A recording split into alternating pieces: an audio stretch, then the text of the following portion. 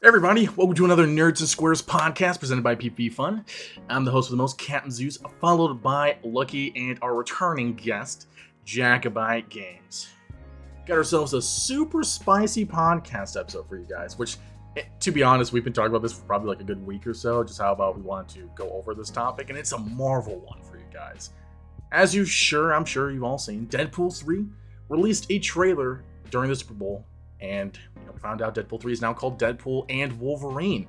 And to start this off, we're gonna just talk about our thoughts about what we want to see from Deadpool and Wolverine, what this is gonna mean from the future of the MCU, the impacts and implications this will have on the future of Marvel, honestly. Because from what a lot of people are saying behind the scenes, it's the turning point. It's the restart that the MCU needed. This, along with Fantastic Four and Spider-Man 4, are going to be key factors in movies going into Secret Wars. So this movie is going to be huge and has huge, important events that'll happen in it. And, we're here to just kind of theorize and just nerd out, basically. I'll start with Lucky this time, because I did start with you in the last podcast, Jacko. Lucky, what are we thinking? What are we thinking about Deadpool and Wolverine? I think it's going to be great, but I don't think it's going to be enough. That's my theory on Deadpool and Wolverine.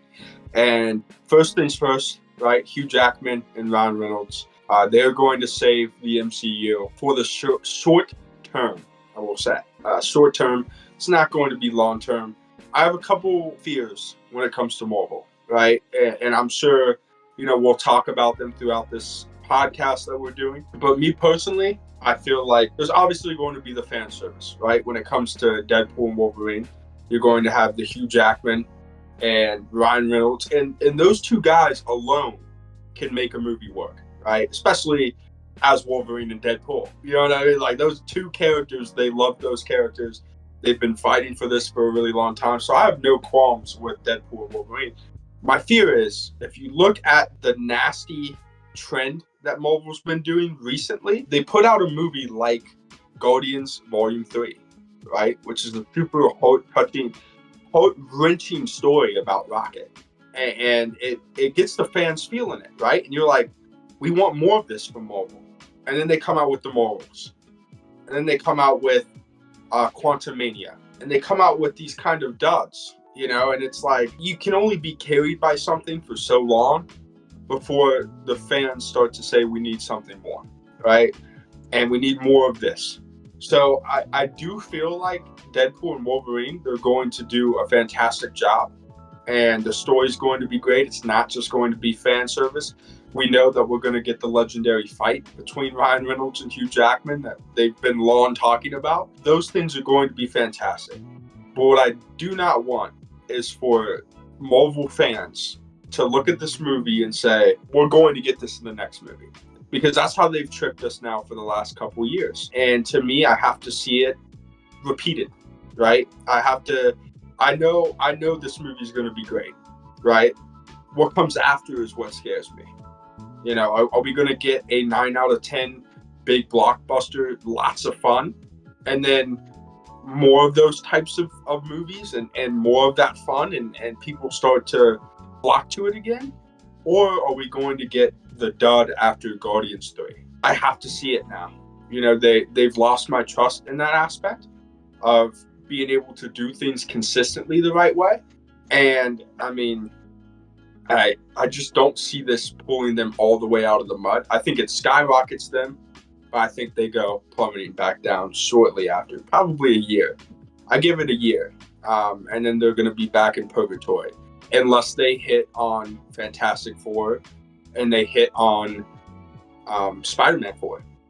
I mean, they have to have those three movies in particular hit well. Not just fan service, not just, it's Spider-Man, of course it's going to do well in the box office. No, you have to tell a compelling story with all of those movies, and you have to be able to pull it off. If they pull off 2 of 3, then I feel better, right? If they pull off 3 of 3, then I feel fantastic about the direction of Marvel. But that's yet to be seen. I know they're going to pull off Deadpool and Wolverine. I know it, because it's everything that they're in is fantastic. But it's what comes after. and that's where I'm going to land my plane on that. I think it skyrockets and then they plummet. That's a very, very interesting take there. And just for future reference, everybody, this year, Deadpool and Wolverine is the only MCU movie to come out in 2025. The only movies to come out is Fantastic Four and Captain America: Brave New World. Blade was slated for the 2025 release, but was delayed to 2026, which we'll go into all that stuff later. But Jacko, what are your thoughts on basically everything that Lucky just said, and Deadpool and Wolverine in general? Yeah, no, I can definitely agree on a lot of points that Lucky said. It's definitely become a roller coaster of emotions for Marvel, coming from early on when it first started. I'm super excited for Deadpool, you know what I mean? And now that it all connects, and maybe that's the scary part, is that now our favorite Deadpool's now part of the MCU, which has been a bit of a rocky situation in the past couple of years. But nonetheless, we've got Ryan Reynolds and Hugh Jackman, which are going to kill it. And I mean, again, you put those two in a movie, they're going to kill any movie you do. Even if it's Brokeback Mountain, it's going to be the best movie of 2023. It's Ryan Reynolds and Hugh Jackman. Okay, I mean, add me in that tent because I'm all there for it. Which I know. Why was Brokeback Mountain what you wanted to? Why was that the example? Why is that the first thing that came to your mind? Because Ryan Reynolds and Hugh Jackman they're good looking dudes and they're funny as hell, and their chemistry is spot on at all times. So I mean, if you put them in a movie that you think they wouldn't do good in, they would do good in. That was the sussiest example I've ever heard, bro.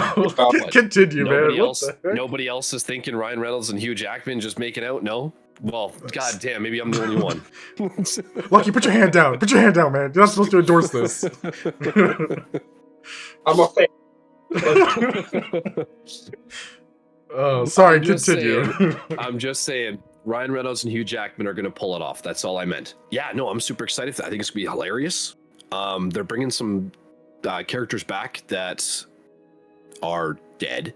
Mm-hmm. So, I don't know. Well, we're also looking at the TVA being involved, which I think is super cool. I mean, I love the Loki show.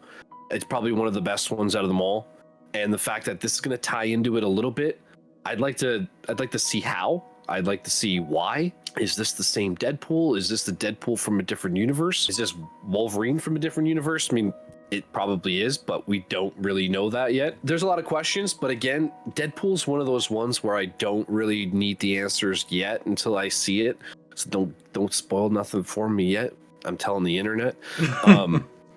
Even though there has been a tad bit of spoilers along the way to the journey of the release. Regardless, I'm excited. Going with what Lucky was saying, yeah, it's scary to see what the future is for Marvel, regardless of all these heavy hitter characters that they've got coming at us.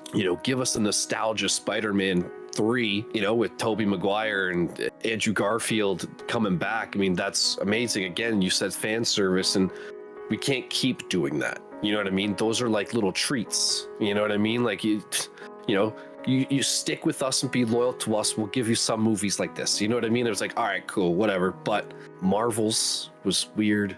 It was just weird. and you know what I mean? I wasn't bothered by the character. It was just bothered by the movie in general. Again, I miss Marvel. She's just as interesting as they may come. But the movie, I just didn't know how I felt when I left. It was just like, you should have just made it all a musical if that's what you really wanted to do. Just stick to the point here.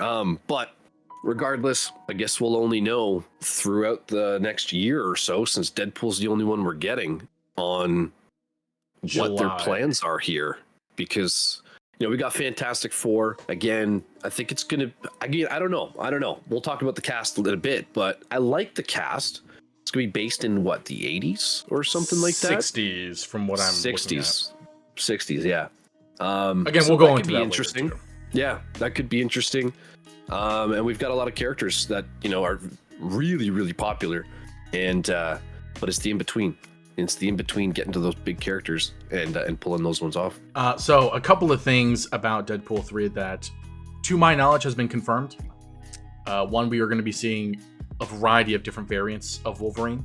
throughout this movie. I'm sure, as we saw in the trailer, we saw Patch, we saw the comic accurate costume Wolverine. We're going to be seeing a lot of different variants, and from what I'm being told, they're going to be played not all by Hugh Jackman, so we will be seeing some different actors in there, which makes me think at the end we're going to see who our MCU Wolverine is going to be, which I think is a smart way of introducing him. That way you don't have to worry about putting the mutants in anything. You can be like, hey, they are here. We will get to that. Elektra from the Ben Affleck Daredevil movie is going to be in this one. I don't know as to what role she will play, but that was confirmed a while back. They made a post about that. And in regards to what you said about the TVA, Jacko, not about Loki being a good series, because that's a whole nother topic for another day. But the TVA, I think, is going to be very interesting. I do like the concept of the TVA. I think they were a great entity, and it makes a great shakeup for not only just timelines, but the multiverse in general. Now, one thing I noticed in my trailer breakdown video is that it's not the same TVA. We have a completely new design for the costumes that they all wear, for the interior, and even new staff from what it looks like. Although there are some things that are similar, such as the monitors when they showed the montage of all the Avengers. Those were similar. But what it makes me think is this is a different universe's TVA. Which, if that's the case, how does that play into the TVA overall? Or maybe this is just the newer version of the TVA after the events of Loki Season 2. Who knows? But nonetheless, we know that TVA is involved. We're going to be going through a variety of universes. We're going to be going through a lot of different variants of characters. And I think that's going to be cool. I think that's going to be, like you guys were mentioning, going to be a great fan service thing to see. We're going to be seeing Patch, comic accurate Wolverine. We'll be going back to the Fox X-Men characters. Maybe even just Fox characters in general, since we saw a leaked image of the 20th Century Fox destroyed logo. So we're definitely going to be seeing a lot of characters come back in this, such as Pyro from the OG X-Men movies. We saw him in the trailer, which I was like, didn't see that coming. But then also, like you guys were saying, it does bring up questions as to what comes after, because this is the only MCU movie to come out this year. And to my knowledge, I don't think we have any other MCU shows coming out this year, except for animated ones, like X-Men 97 and maybe the Spider-Man freshman year one, which I think they just changed to Spider-Man. I don't remember, but I think those are the only shows coming out this year. And they're not even canon. They're like its own thing. So it brings the question is, like, Marvel and Disney, they're trusting this movie so much that they are essentially the only slated movie this year, one of the only 2 MCU canon projects this year, because we got Echo January, I believe. We got Echo in January, and like that's a lot. That's a lot to ride on a movie. And Deadpool, the first movie was fantastic. Second movie had its ups and downs. Was still funny though. Don't get me wrong. I just didn't want Josh Brolin as Cable. I would have rather have like Kevin Nash or the old dude from Avatar, the blue people. But nevertheless, and I'm at first glance when I watched the trailer, I was like, yo, this is awesome. This is what I've been waiting for, regardless of all the leaks that I've seen. But at the same time, I'm just like, it doesn't really tell us anything, right? Obviously, teaser trailers, they don't really ever tell you anything. One thing that I hate about teaser trailers in general, we have to wait till the full trailer drops. That's when we kind of get the full plot of the movie. But I think then is when we're going to start to be spoiled a little bit more. And I think we're going to find out real fast that this movie is nothing but fan service. I think this movie is going to be great, like Lucky said, for the short term, because it's going to bring, bring in a lot of big bucks. It's going to do a ton of fan service. It's not going to make Hugh Jackman's Wolverine Earth 1999, like the MCU Earth canon. It's not going to make Deadpool Ryan Reynolds canon. I think they're going to recast those characters, which Wolverine for sure is. I don't know about Deadpool, but just a hypothesis. And I think this might be the end of the MCU. I know that's like a super hot take, and it's like, so like, what are you talking about? This might be the best thing ever. Yeah, that's a whole other podcast episode. Holy fuck. Yeah, but I know, but it's just like, it really does have me thinking, like, if all we're getting is fan service, then it's no longer fan service. It's just the norm. And then it comes to where is the good. I'm not saying that all fan service has bad storylines, but where is the high quality, great storylines? Where's the new characters? Where's the thrill and the want to continue a universe that's expanding? Because how are you expanding if you're just jumping back to the past? That's not expansion. I think this is the problem, though. I think we're stuck in limbo here with Marvel, because without fan service, we don't get the blast from the past, right? The things that did work. You know what I mean? Mm-hmm.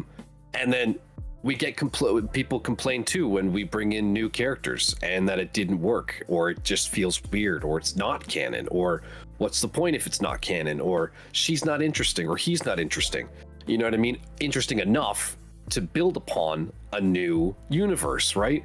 So it's very tough, and I'm finding that like not just is Marvel eating themselves from the inside out, the fans are also eating them from the inside out, or from the outside in. I don't know, well, whatever you want to see. Someone's eating somebody. But somebody's eating somebody, you know, and and that's I think this is the bigger problem right now, is that it's tough to want to hop on board when they're not even on board. I can go ahead and turn on every single MCU content there is, sit down one day and watch it, just for the love of Marvel. You know what I mean? Go through it all again, rewatch all the TV shows. But if they're not on board, then how the hell are we supposed to be interested, right?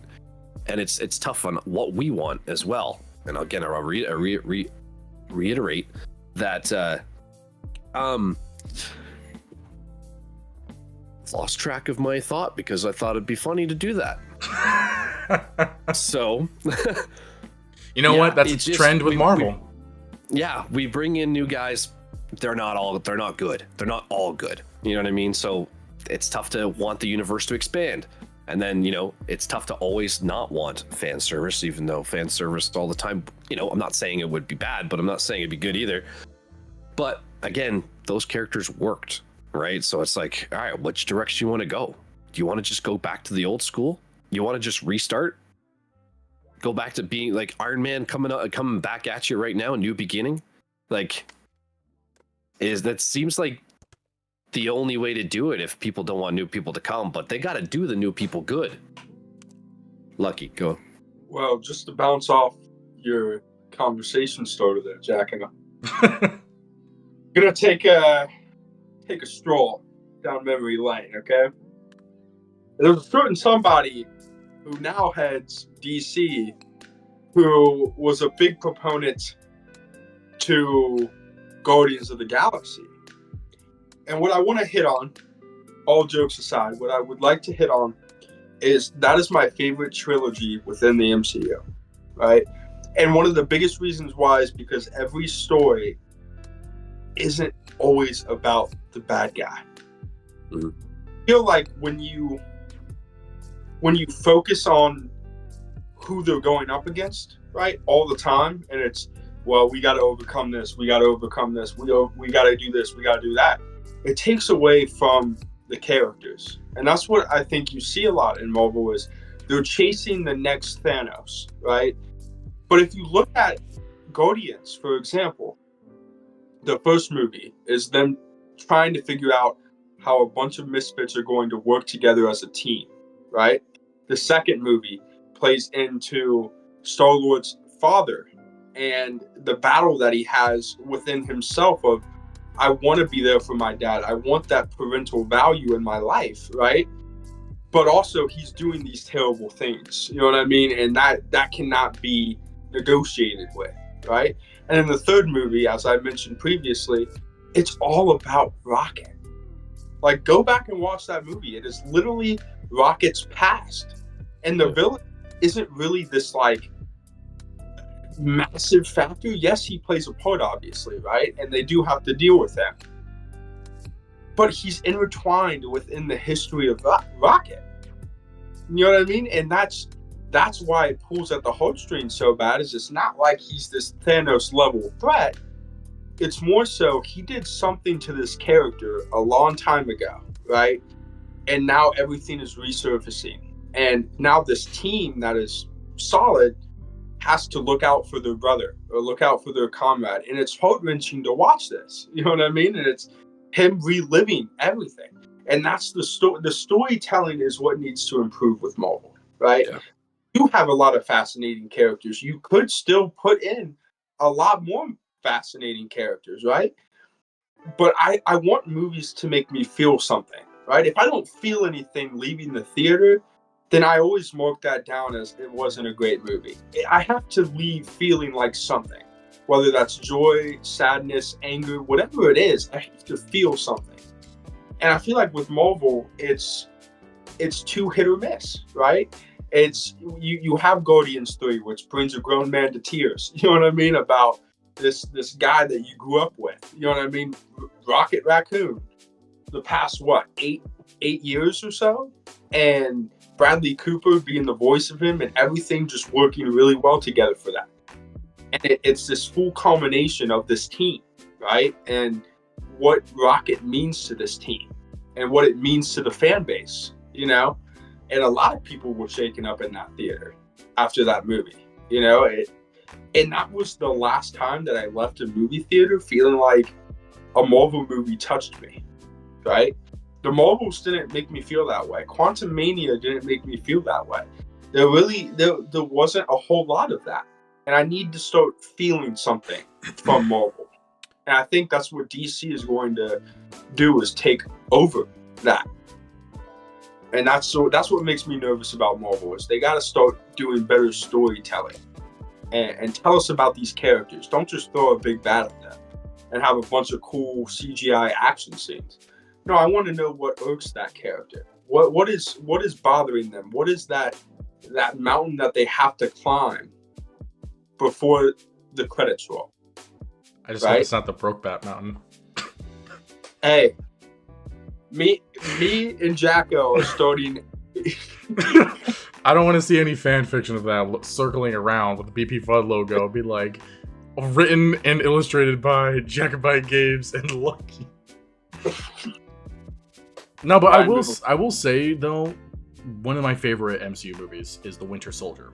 And it kind of goes to the point that you said. It doesn't necessarily focus on the villain, because the villain isn't really revealed until the very end, which is kind of like, it's a cliche storyline, but it worked so well because you were focusing on Cap kind of opening his eyes to the truth of espionage a little bit more, right? Because you see Hydra infiltrate S.H.I.E.L.D. and then you realize his best friend from such a long time ago is still alive. And he wants to save him because Cap's not all goody two-shoes. He's a very selfish person. And that plays into Infinity War, that plays into Endgame, that plays into Civil War drastically because he's a selfish person, especially to the ones he cares about.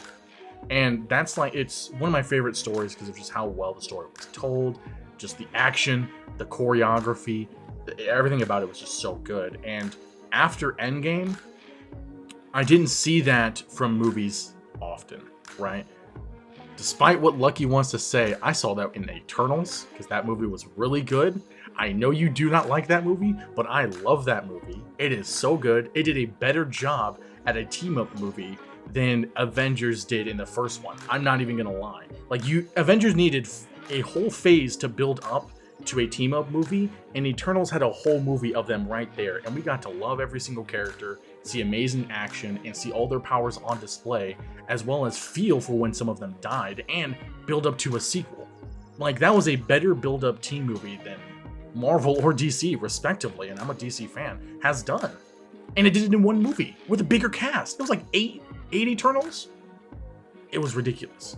And that's great stuff. That's stuff I love to see. And then Spider-Man No Way Home, I'm not going to talk about that because it's trash. But then we got to see some really good stuff in the shows, right? Falcon and the Winter Soldier was a fantastic series. Great character development in there. And it wasn't as focused on antagonists as it was on building up the responsibility that it takes to hold the shield. What it takes for two different types of people, the ideal soldier and the ideal man, holding that responsibility. And you see that twin stories with John Walker and Sam Wilson. Love to see that, right? And then we got Moon Knight. one of the best MCU shows or comic book shows in general, where not only it deals with DID so well, right, but it deals with just the realization of trying to come to terms with yourself on a variety of different topics. And I mean, you're into Egyptian mythology, which is super freaking cool. Don't get me wrong. Like, Moon Knight's a dope character, and everything about the lore and around it is just super dope. And that just opens the door to so many possibilities, such as Midnight Suns, which we can talk about later. And then we also got a little bit of a super fun project with Werewolf by Night. That was one of my favorite movies from the MCU as well. Noir style, super like classic horror, and the composer is the director. Also dope. Loved Michael Goranson, such a great composer as well. Like, Marvel in this, I don't know if we're in phase 6 or if this is still phase 5. I honestly at this point am confused, and that's another thing that a lot of people are. They're like, I don't know where we're at right now. Nothing's clear cut. Like, everything's confusing. And I think that's why, circling back around, Deadpool and Wolverine is going to be so important, because it should be this clear-cut, hey, this is where we're at. This is the storyline going forward for the phase, right? This is one of, if not the plot points or structure pillars that'll help guide the MCU into the next Avengers film. Which is kind of like the whole point of each phase, is to build up to the next Avengers film. Which I think it was good at first, but I don't think should be the formula moving forward. Because if you look at it, it's hard to follow up with Endgame. It's hard to follow up with Infinity War, right? Those two broke the box office. Those two broke cinema. How are you going to follow up with that? Yes, you have Secret Wars and Kang Dynasty, but those are colossal events. Way more than the other events that have happened. Like, those need to be like 2 separate films on its own, especially Secret War. Like, that's, you shouldn't have a phase build up to it. And that's another concern too, is like, it's not only the quality of content after Endgame, because we have crappy CGI, we have crappy stories, we have a multitude of content just shoved down your throat, which they are limiting now because they learned their lesson.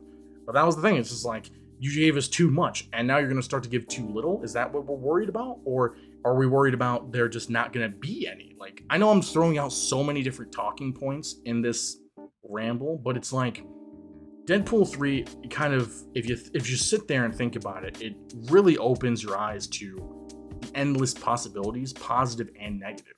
And it makes you think about the past of the MCU. Because like I said, there's been a lot of great things after Endgame. There's also been so many garbage things after Endgame. Like, why is She-Hulk so bad? That was the first Marvel character to break the fourth wall. You had endless opportunities to make that one of the funniest, one of the coolest shows ever. And it's literal dumpster fire. Like, who is that actually targeted towards? Megan Thee Stallion? Is that why she's in it? Is because it's targeted to her? Is that why? Like, you can't even CGI a freaking butt twerking correctly, and you expect people to like this show? Are you kidding me?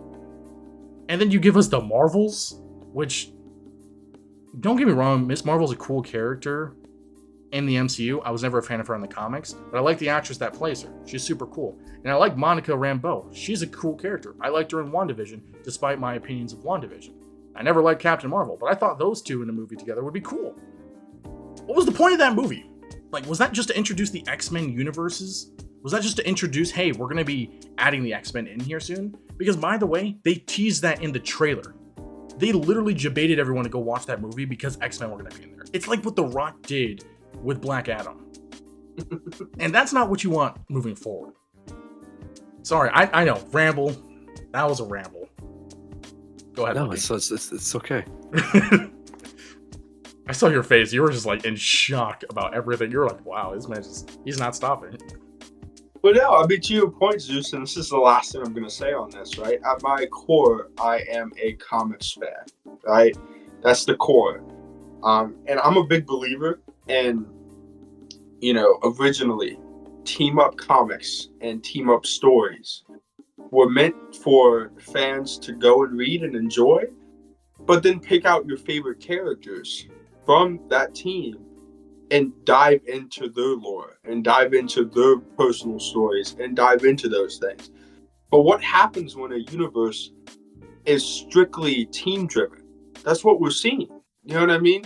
You don't get to dive into anybody's lore when it comes to movies, right?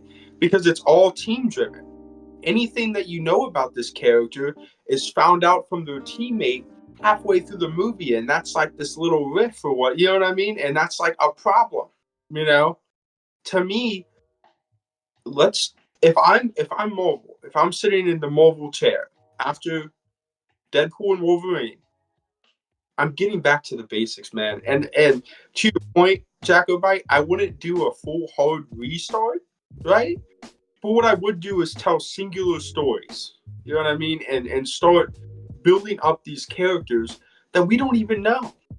We don't even know half these people that we're seeing on the big screen that we're supposed to care about.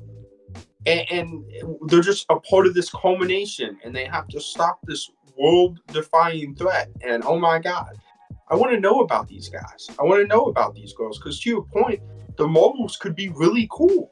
They could be really, really cool if you did it in singular stories and honed in on each character and their importance, right?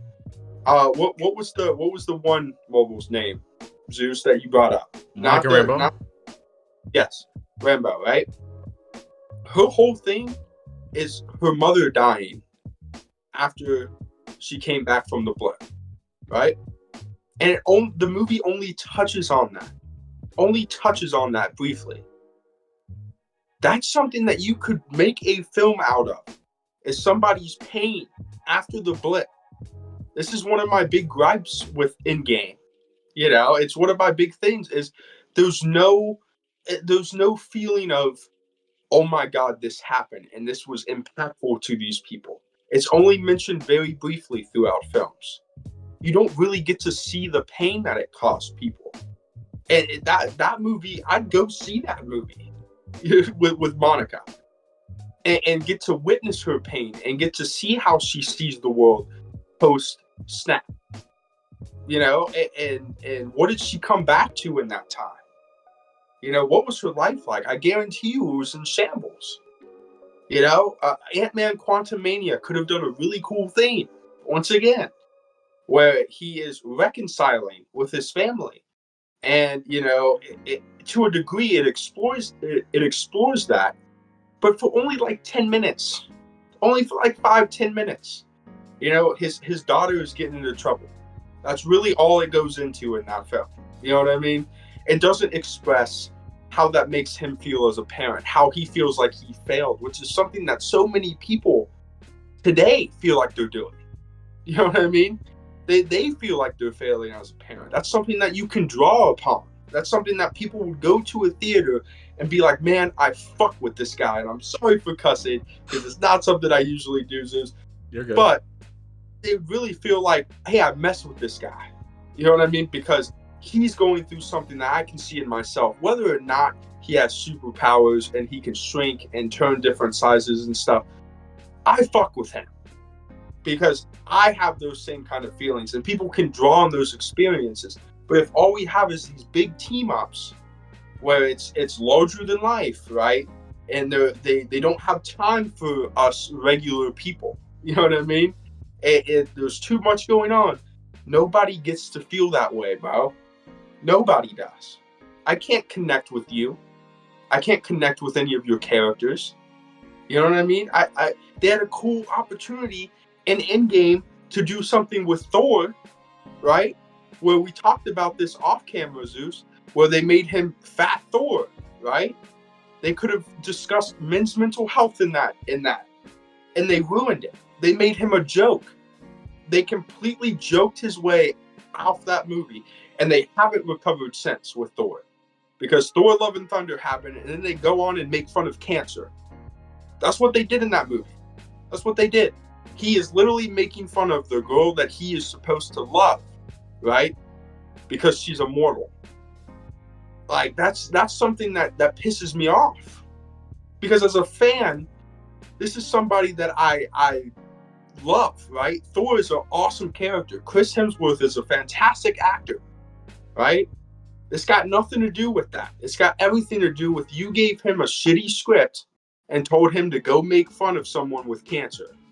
You gave him a shitty script and put him in a fat suit, you know what I mean?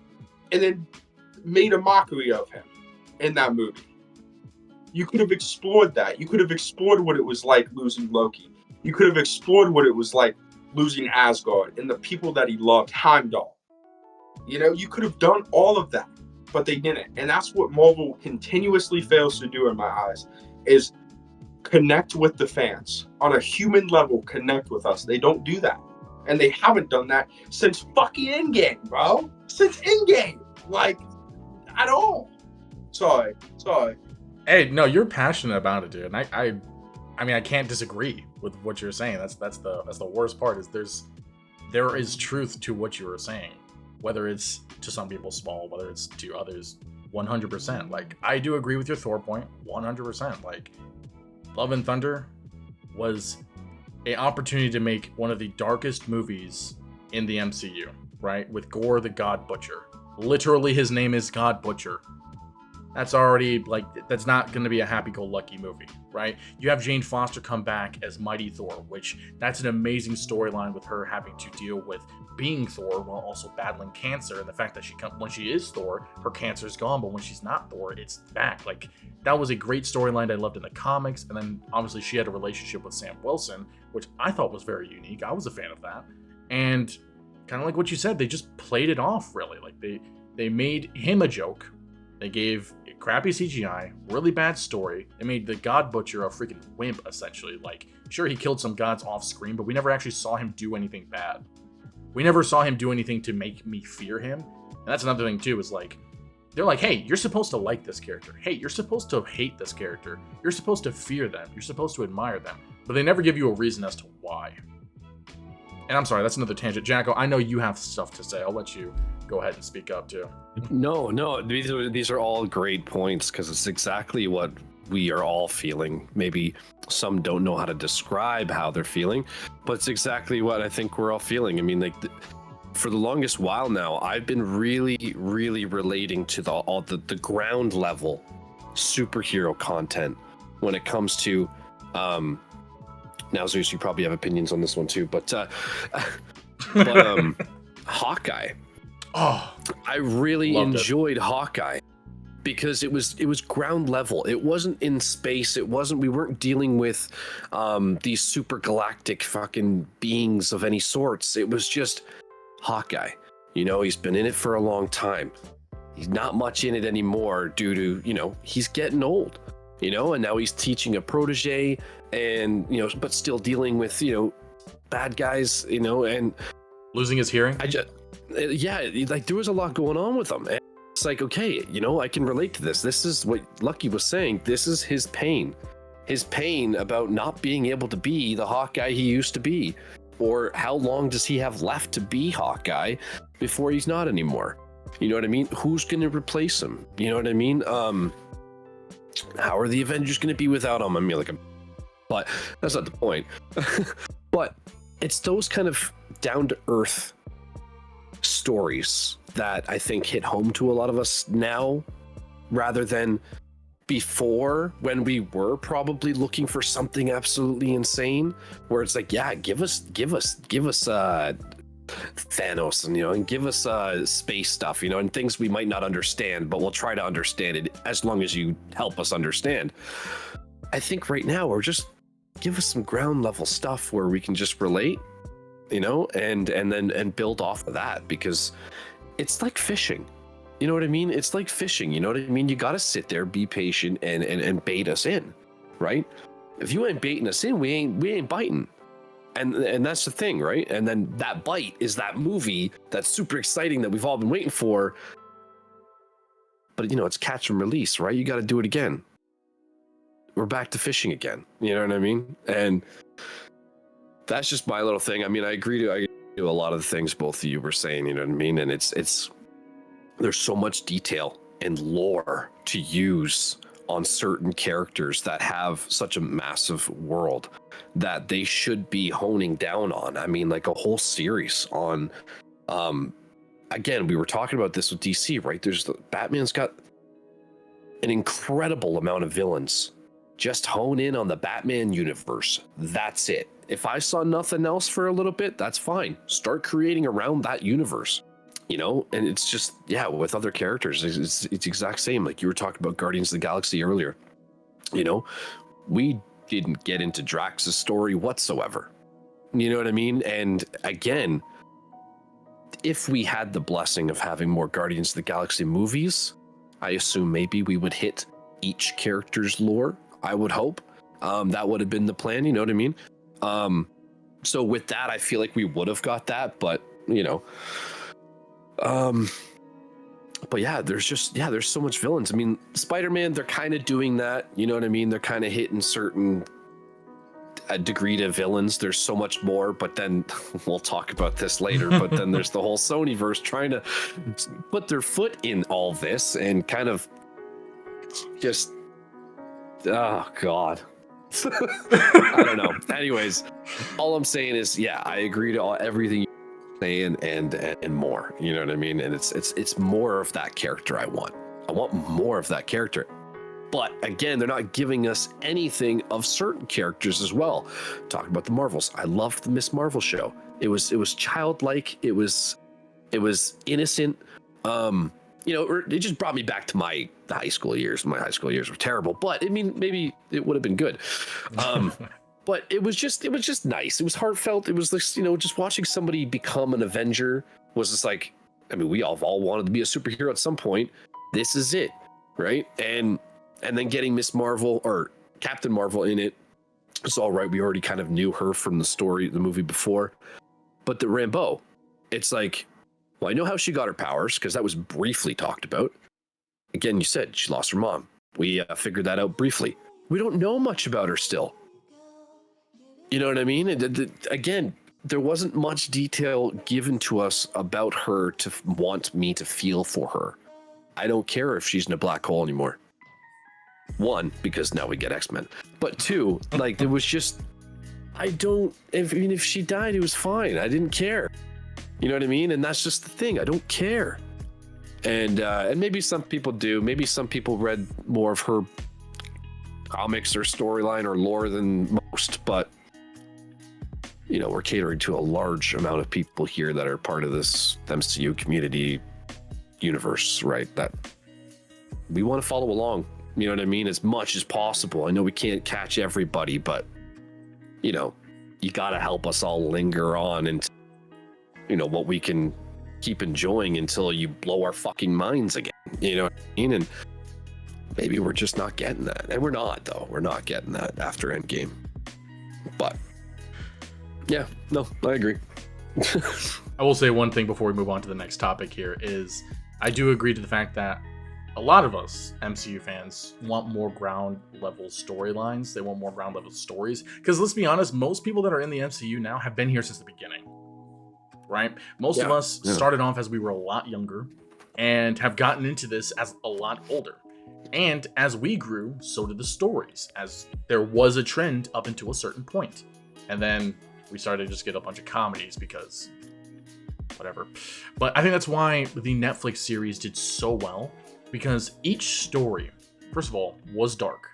But they were all relatable to some aspect. Daredevil was more religion-based, obviously, but it also dealt with law and order. It dealt with the conflict of actually being the law, but then going against it to do what the law doesn't because the law is flawed. You have Luke Cage, which caters obviously to the black community. Great, nothing wrong with that. It also deals with the ghettos, which is also relatable, and just the community around the black community is also relatable to a lot of people. You have Jessica Jones, just a female struggling to be a PI, who also has powers, but not exactly what people thought. And the way she got them, also not exactly how she thought. And her storyline, especially in season 1 specifically, fantastic.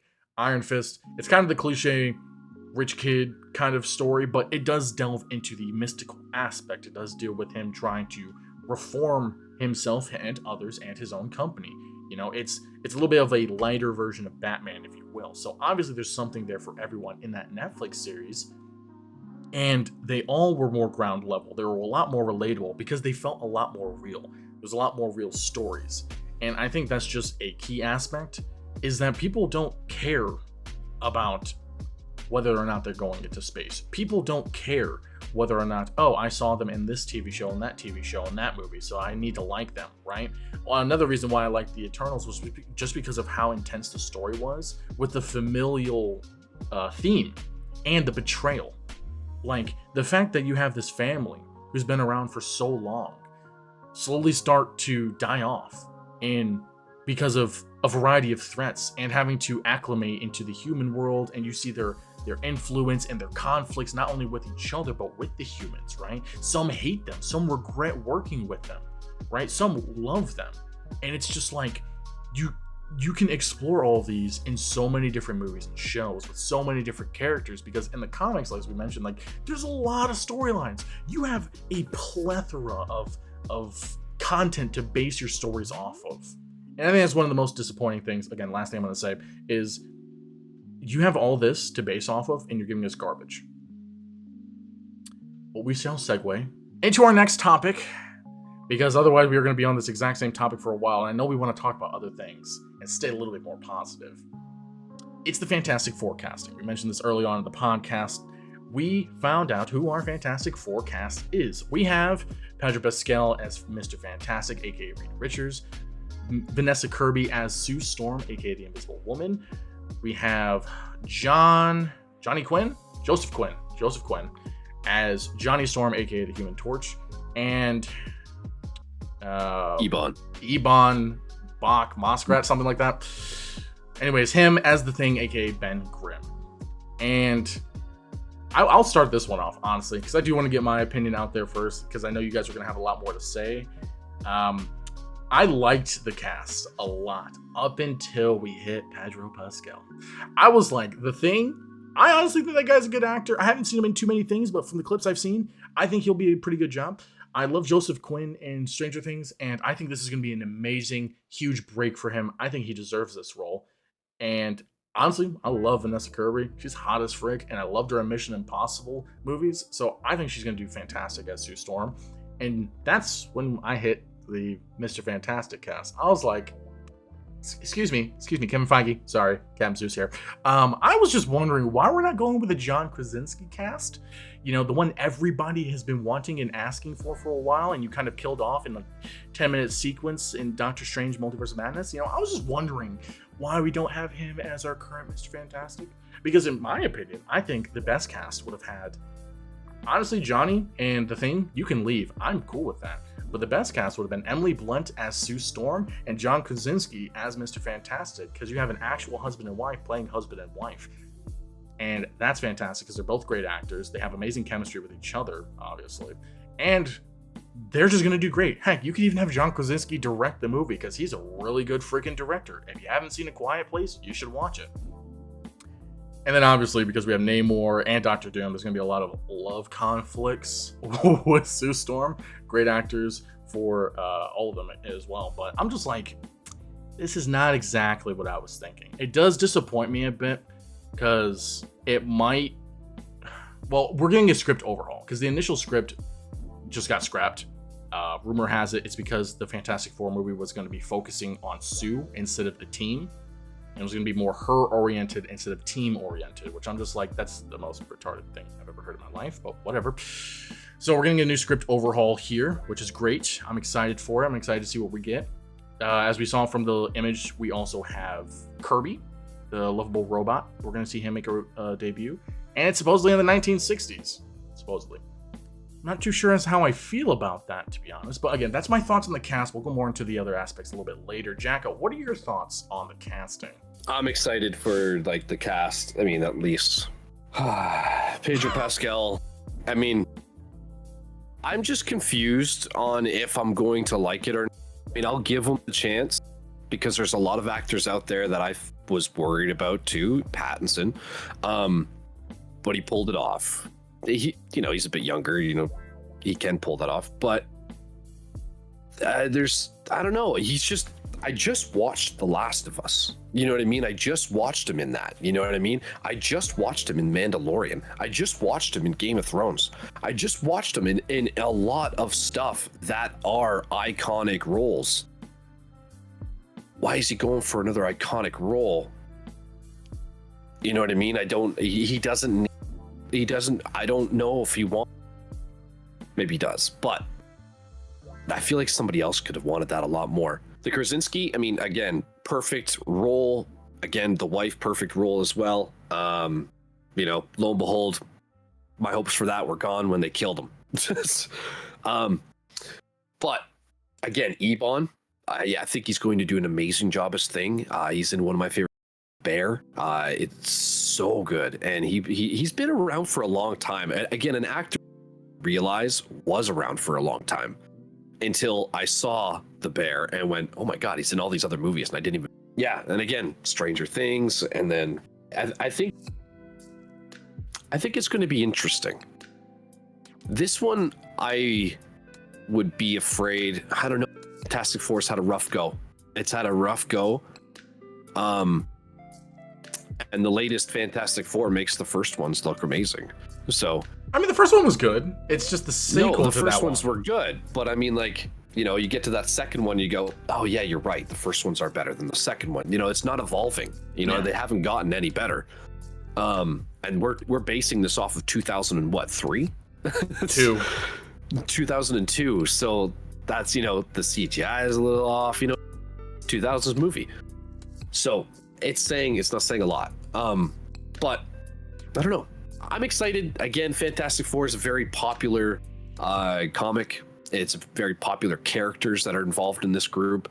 So again, I think this one's also going to be maybe one that blows us out of the park. But what's in between? Lucky. Beautiful segue. I hate it. I'm gonna be honest. John Krasinski was my first choice as Mr. Fantastic. I mean, my blood's boiling from the last segment, so it's going to carry over into this one. The first Fantastic Four movie in 2002 was good for what it was. The rest of them were shit, in my opinion. The rest of them have been shit. They haven't improved on anything. And I don't, once again, expect Marvel, from what they've shown us in the last few years, to do fuck all with it. And that's my fear. It's like you said, Jacko, Fantastic Four has had a rough go. And I think a part of that is Fantastic Four is one of those groups that sometimes is tougher to get right. And we're asking now the MCU to get something right. And that's usually where they fall short since Endgame. And, you're asking them to do a lot with a really good cast. I don't doubt the cast at all. I don't. I think Pedro Pascal, is not a great choice for Mr. Fantastic, but I think he's a hell of an actor. I think he's going to be able to pull it off as Mr. Fantastic. But I just don't trust Marvel. I mean, it goes back to, fuck, we're waiting on Blade for 2026 now. You know what I mean? Like, these things that continue to piss me off with Marvel continue to wear their ugly head. And it's like, who's directing this movie, Zeus? Do you know? Yeah, Matt Shankman. And what's he known for? I'll give you right now. Give me 1 second. WandaVision, Game of Thrones. Game of Thrones. He directed some episodes of Game of Thrones. Directed some episodes of WandaVision as well. Some episodes of The Boys. Succession as well. So he's got a resume. He's got a decent resume. But I do like The Boys a lot. I do like Game of Thrones a lot. I do, Heroes Reborn. enjoy. Oh, nice. Okay. Well, he's got a resume. So if there was a way to rate my level of excitement, it'd be like a 5. Because even with a director of his caliber, there's still Kevin Feige that you have to worry about. And there's still a lot of the talking heads of Marvel that you have to worry about, right? And that was a big reason, if people fucking remember, why James Gunn left. It was because of Kevin Feige, right? And because of the constant fan service and the constant moving towards, we always got to be going towards something bigger. We always got to be going towards something bigger. I'm just worried. And I'm concerned, and Fantastic Four is a great franchise, to your point, Jacko. Their comics are awesome. They've created some of the best villains with Doctor Doom. There's a lot to love about Fantastic Four. It has yet to prove live action that it is worth a shit. And that's where it becomes hard for me to trust Marvel. So I don't really, until the movie comes out, I don't care. I don't care what teasers we have. I don't care what trailers drop. I don't give a damn what we see. To me, I gotta watch that movie, because if it's a bunch of fan service and it's a bunch of teasers, you know what I mean? Like, oh, fucking Doctor Doom, and we're gonna fucking do this, we're gonna do that. Then it's bullshit once again, right? And you could expect that. So for me, it's hit or miss. And like you said, it's what's in between, man. Are they going to do the right thing and do the due diligence of writing these characters the way that they deserve to be written? Or are they going to do this whole humoristic thing throughout a 2.5-hour film, and by the end of it, you don't really know what the hell the point of the movie was, right? That's just kind of my fear. I mean, I will say that I didn't like WandaVision. I'll be the first to say I did not like WandaVision. I thought conceptually it was fantastic, right? It was something that could have been fantastic. And I think the worst thing is that they were teasing Mephisto throughout the whole thing and then didn't deliver and said we were never doing that. I'm like, you guys are literally retarded. What is wrong with you? How are you going to tease this one character throughout an entire series and then be like, yeah, no, that's not who we're doing. We're doing his love interest / partner. We never had him in mind. Yeah, okay, sure. But, I mean, I will say that rumor has it Galactus and Silver Surfer are going to be antagonists in this film, along with, I think, 1 or 2 others. And supposedly Doctor Doom's going to appear at the end of the movie. And rumor has it's going to be Adam Driver, which I think will be fantastic. I think Adam Driver will be a fantastic Doctor Doom. But it does play to what you were saying. It sounds like this might be another fan servicey movie. I don't want it to be that, because as we saw in the first Fantastic Four movie way back in 2002 with the super sexy Jessica Alba, is like that was a great story, great origin story. And yes, Doctor Doom was the big bad, but there was like a lot more elements to it. You had Chris Evans' amazing dynamic with, I can't remember the guy's name who played the Thing. I feel like his name's also Ben. But those two, their chemistry was fantastic. Like, it was like a brotherly bond that you couldn't help but chuckle, right? And it was also a great thing to see Ben have to struggle with being this freak, this deformity. Like, he can't eat right. He can't use utensils. He can't love the way he used to. Like, there's a lot of things he used to be able to do that he can't do. He does find love in the end in the eyes of a blind woman, which I thought was absolutely adorable. I thought that was just, it's so many like significant stories and like, I wouldn't say stories, but like themes, if you want, that they're trying to say with that relationship. Like, it doesn't matter what you look like. And I think that's a huge key factor. And I think that's fantastic. No pun intended. But great cast, great chemistry. And I think that's a key point. Oh, he's got to grab something. Oh, what is that? Do you know who this is? I've heard of him. Madcap. Yeah, I'm familiar. He is a Deadpool villain. Oh, okay. Yeah, I remember talking about that. So here's my thing. Why are we getting Galactus and Silver Surfer in the first Fantastic Four movie? That, whether the casting's great or not, why is that a thing? You have characters such as this, right, that are within Marvel, that you could tell a grounded first story for, and talk about the intertwinings and what I want to know what it's like, right, for Mr. Fantastic and his wife to work together and have the fear of either one of them losing the other.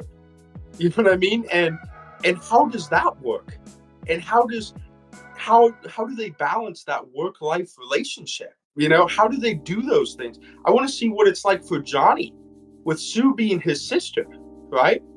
How does that make him feel? That could be a loved one that he loses. To your point, the Thing, right? He can't live a normal life anymore. We can tell a grounded story without a world-defining villain. A galactic villain, if you will. a galactic villain. But this is somebody who I would love to see in a Deadpool movie. Why? Because you can tell a fucking awesome Deadpool story with somebody like this who has his same abilities. He's just more fucking insane than Deadpool. It's his entire thing. He lives to ruin Deadpool's life. It's his entire thing. You could tell a story about Vanessa, right? Dying, you know what I mean? Or he ruins something that Deadpool is super excited for. That's all I'm saying, bro, is characters like this should be more in the MCU than the constant need for the big bad or the massive bad, right? That's all I'm saying. My bad, Zeus. I'm sorry. I just had to throw that in there. No, you're good. I mean, again, they're rumors, so we don't have anything concrete as of this moment. Things are subject to change, but it's not like I disagree with that point. I mean, No, and it's true. And this is coming back from also the time where we had trilogies, right? We had good trilogies. I mean, Iron Man showcased 3 villains that were Iron Man villains. There was no talk about anything above that at all. There was nothing of the Avengers formed at all, except for, Samuel L. Jackson walking to it in a bar or whatever at the end of there. But I think that was something else. But anyways. now the first one he walked into his house, and the second one he was just trying to make sure he doesn't die because he was at the donut shop. Right. So yeah, there was just those little tiny moments. But yeah, those are the days where we had trilogies, and each movie had a villain that pertained to that superhero. You know what I mean? And, Captain America did it too. And yeah. Yeah, because you had Red Skull, you had Winter Soldier / Hydra, and then you had Baron Zemo, which... Yeah. Oh my gosh, Baron Zemo was... Even though he was not as comic accurate, he was still dope as frick. The way that actor pulled it off, it was kind of cool. It was kind of cool, so it worked. Civil War is in my top 3 Marvel movies, bro. That's what I'm talking about. Zeus doesn't like that one. Because here's my thing, Zeus. Here's my thing, though. And this is my biggest point for Civil War, right? If we're talking about the MCU doing a good job with character development and the troubles of characters, okay, Captain America's 2 best friends, he has to decide. He has to decide. That's the entire premise of that movie. Is Iron Man at that point was his best friend, right? And then you have your other best friend, Bucky, who is recovering from what they did to him. You know what I mean? Like that whole, I'm not saying the fan service aspect of like the big fight at the end. I'm simply saying the story and the concept behind that film, right? Of fucking decide. You know what I mean? People make impossible decisions all the time in their everyday lives. And sometimes it is as simple as, man, I have to work late and I miss my child's soccer game. Or, man, sometimes it's that shit. You know what I mean? Well, it brings up a point where if the part of the movie is also the fact that they kill people all the time. You know what I mean? And there's no repercussions to this at all. So what is that other side? Where is all these people who hate the Avengers for what they do or try to control them for collateral damage? You know what I mean? And that thing, that never gets talked about except for the boys. And that's why I really like that one, only because they fuck up all the time. And guess what? Nothing happens. But at least we see that, you know what I mean? It's very aware of the destruction they leave behind with things they have to do, or at least, things they do in general. But yeah, that's why another reason why I like, because it really touches on the destruction doing good does, at least with them, right? And now you've got 2 leaders trying to be leaders with different ideologies of how things should be, and boom, it's now all your favorite guys are beating the crap out of each other. Reconcile with that, Jacko, right? Because Iron Man is he sees so many ghosts in that movie. You know what I mean? That he is like, man, we need to be held accountable, right? We have to. because I can't keep doing this whole hero gig shit and seeing innocent people die. And he even pulls up clips in that movie of Genova, right? Yeah. See the building collapsing on children and innocent fucking people.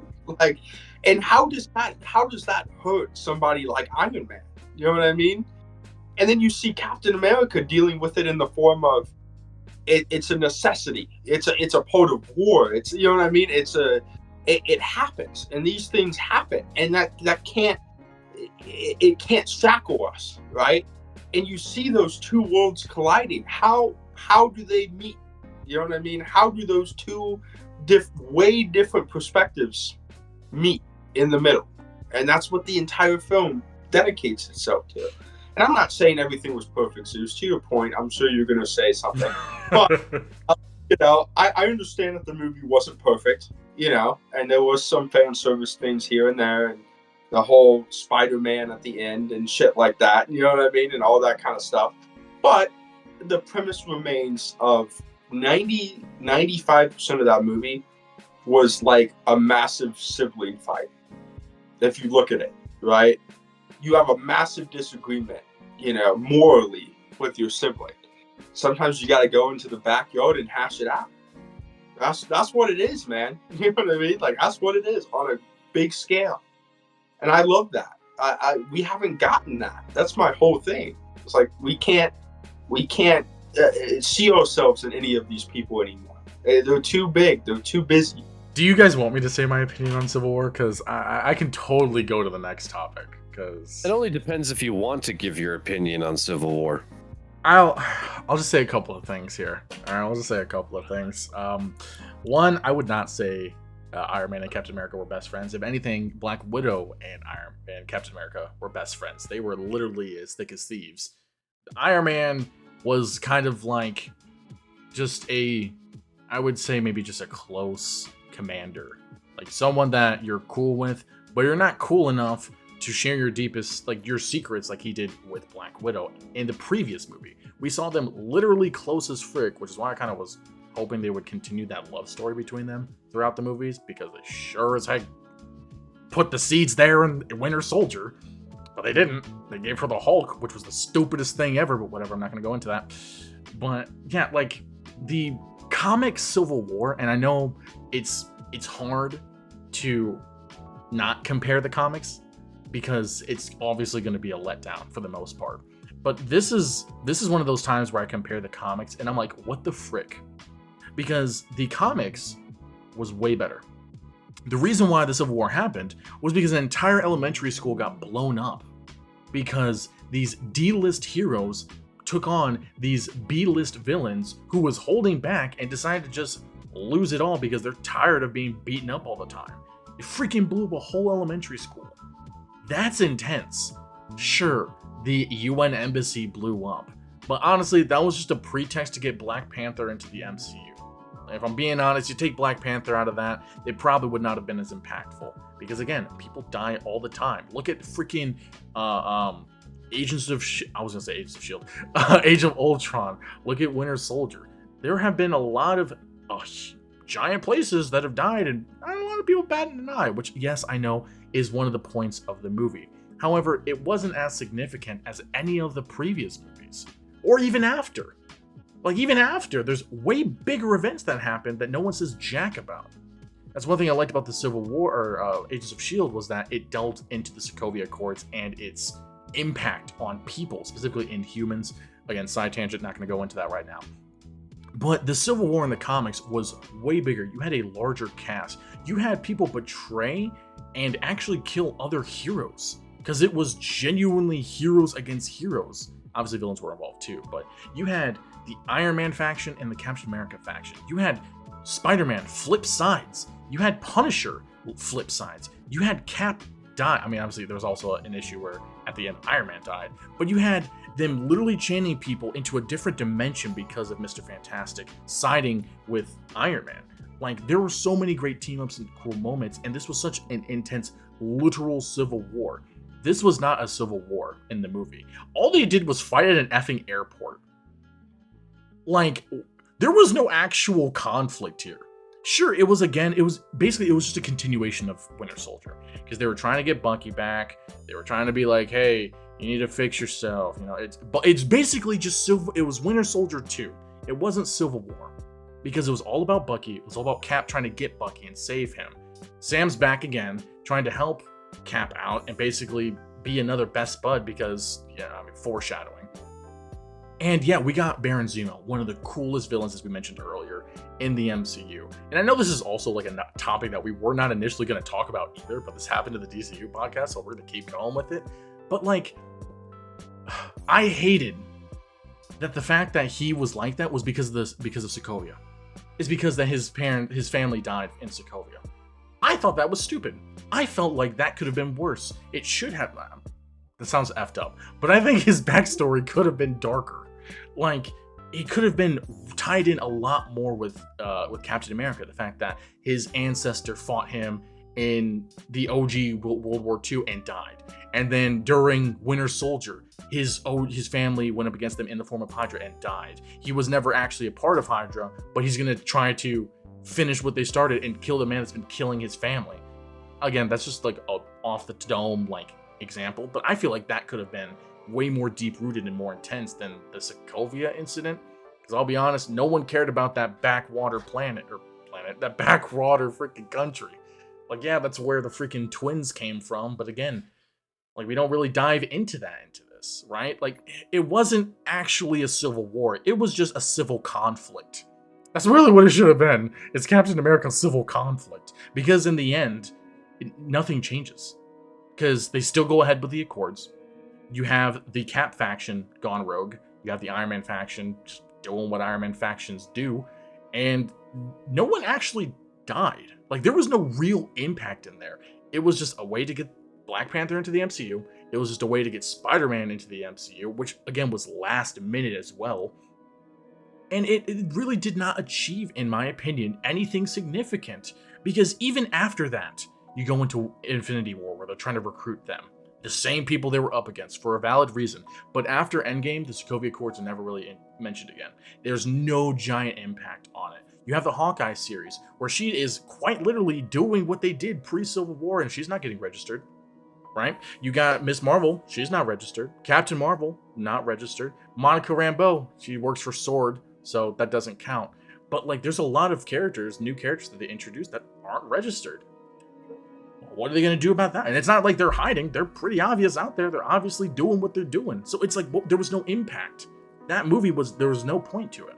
You look at Captain America Winter Soldier, and I know I keep comparing it to that movie, but it's in the same trilogy, and it's a great example. That impact rippled, because you no longer had S.H.I.E.L.D., right? They couldn't get the same support they did in the first Avengers that they got in Age of Ultron. They had to scramble and get that support from the low-key S.H.I.E.L.D. in Agents of S.H.I.E.L.D., which is no longer canon or returning. And then you had the new group, SWORD, come into play in WandaVision. But that took so long, right? Like, that rippled. There's effects for that. What was the effect of Civil War?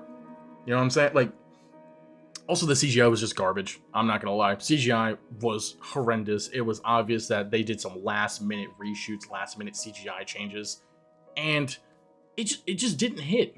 It didn't hit like it should have. It didn't hit like I wanted it to, which, yes, expectations, but still. I mean, that's just my thoughts on it. That was a lot longer than I anticipated, but that's my thoughts on Civil War. So what you're saying is that if it was called Civil Conflict, it would have been good?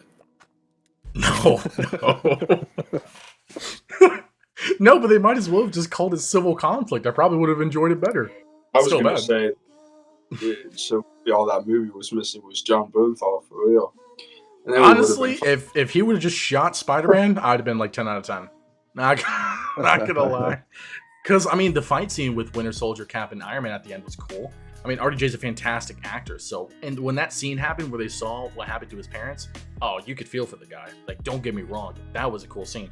But you know what that was? It was, again, fan service, because you got those shots of the fight that happened in the comics. That's all that movie was just extra fan service. It wasn't like actual story building, which is a shame coming from the Russo brothers, because they did fantastic with Infinity War, they did fantastic with The Winter Soldier, but then they dropped the ball with the Civil War, like right in between. We'll looping back to the main topic. It's the in between that counts. I think we all kind of have our in-betweens then. Oh yeah, what's your in between? Well, I mean, that one that we're talking about is not my in-between because I like Civil War. Dude, I'm actually curious. I feel like that's where it was good. I mean, we were getting that's kind of leading into Infinity War and Endgame, right? So that was close to the end of the best era, right? But that's the thing too. It's like that phase of movies was all like meh. You had Ant-Man, which was funny, don't get me wrong, but could have and should have been better. You had Doctor Strange, which should have been better, although we did have some fantastic like moments, like with Mordo. I love the casting for Mordo. I thought he was fantastic. I hated what they did with the Ancient One. Like, why are you gonna make this wise old Asian guy a freaking bald white lady? That makes no sense in any universe, right? And then I think that's when we got Captain Marvel, garbage. Pretty sure that's when we got Black Panther, garbage. Pretty sure that's when we got I think Guardians 2, which wasn't bad actually. That phase was garbage. Like that's. I'm gonna stop you at Black Panther, and just because, okay, Michael B. Jordan as Killmonger, I thought was fantastic. I loved him as Killmonger. I thought his reason for being a villain made sense, which is something that oftentimes in the MCU is not something. He was probably the most charismatic villain we've gotten on the screen in a long time up to that point. I really enjoyed his backstory. I enjoyed his method of doing what he did. And I enjoyed Chadwick Boseman. Obviously, Chadwick Boseman, man. I mean, he killed it as Black Panther. Rest in peace. But he was fantastic. But then I'm with you on Thor 2. I'm with you on some of the in-betweens. We keep going back to the in-betweens, but I'm with you on some of it. I will say, though, that Black Panther, to me, right, it was a fantastic story. And obviously was very well received for the story. So, just my opinion. But I'll be honest, the only reason that movie did good is because a bunch of black people wanted to go watch it. That's the only reason why it did good. Because okay, well, you know what? We're not allowed to say that. We're not allowed to say that. Look, because this is what happened. Casting was great, don't get me wrong. I think Michael B. Jordan was a fantastic cast for Killmonger. I thought that was perfect. His motives was stupid as frick. Not even gonna lie. Like, the thing is, this movie, it's a tale of all times. It's jealousy, but it's not just jealousy. There's backup reasoning of being jealous. I don't have an issue with the jealousy. That was supposed to be your seat. I don't have an issue with jealousy. That's the thing. But it was the whole where he tried to make it. It was a political move, and I'm not going to go too much into this because obviously it's not what this is. But it was a politically motivated motive that didn't make sense because his reasoning was about black people being like the whole black people thing that happened in America, right? And he's trying to say that's what's happening all around the world, which isn't the case because he wasn't around the whole world. He wouldn't know. And Wakanda is not like that whatsoever. It's a completely different area. It's just his reasoning made no sense for that movie. There was no actual connection. But whatever. Also, I just hate the CGI in that movie sometimes. Like, I'm just like, yo, can we just not use CGI for like 5 minutes? Can we just use some practical effects? Again, don't get me wrong, the casting was good. Lubin Gordonson is a fantastic composer. I loved what he did for the most part. I also hated how they kept trying to use a lot of modern songs in that. But I'm just more of a original score guy than I am about a soundtrack. And I loved Wakanda Forever, so don't get me wrong. Don't think I hate Black Panther. I love Wakanda Forever, and Chadwick Boseman was fantastic casting. It's just that movie was just bad plot-wise to me. But I know like 99% of the population disagrees with that, and about 99% of my takes. So I won't sit here to defend that movie or defend my stance because I know everybody's gonna hate me for it, even though I kind of already did. But whatever. We'll move on to the next one. I didn't like Wakanda Forever. Are you real? For real? Yeah, that was worse than the first one. Wow, what a twist of fate! You guys didn't like that? I really enjoyed that. But I mean, because of Chadwick Boseman, his passing, the movie meant a little bit. Probably would have, and I think just the ending as well. It pulled a bit of heartstrings, but I want nothing from that movie to continue going into the MCU. Not even That's how Namor. that movie made me feel. Not even Namor. I couldn't feel for him, dude, whatsoever. The thing is, you're not supposed to feel for the guy. That man is methodical. He was smart. He basically planned all of that. He hoped everything in that movie would turn out the way it did because it's to his advantage. The guy, Namor's not a good guy. And I think that's what some people miss. But if I didn't have to see him again, I wouldn't care. Dude, I don't know. I really liked the Namor casting. I thought he was fantastic. Even the character, the Iron, what's her name? Don't getting? talk about her. Do not talk about that trash character. I don't understand what's happening with that.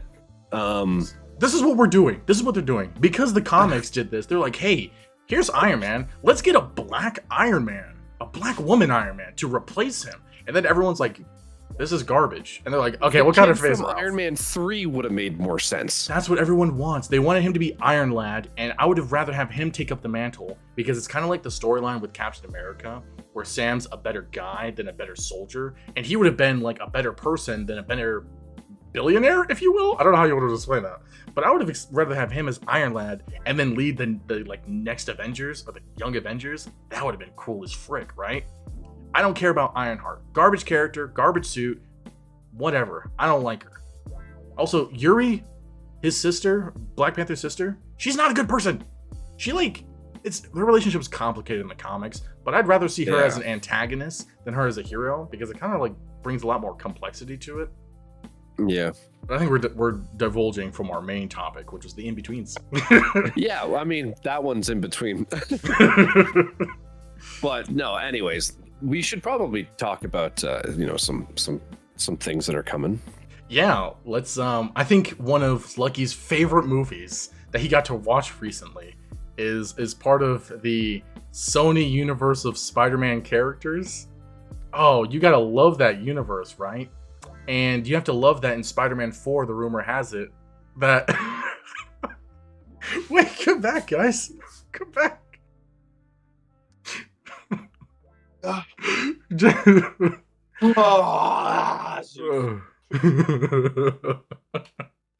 like that? You like that little segue I did there? Oh, beautiful. Beautiful. I wonder where Jacob went. That was actually so hilarious that we both left at the same time. At the same time. You literally, as you laid down, he literally was walking out. Like, it was almost perfect.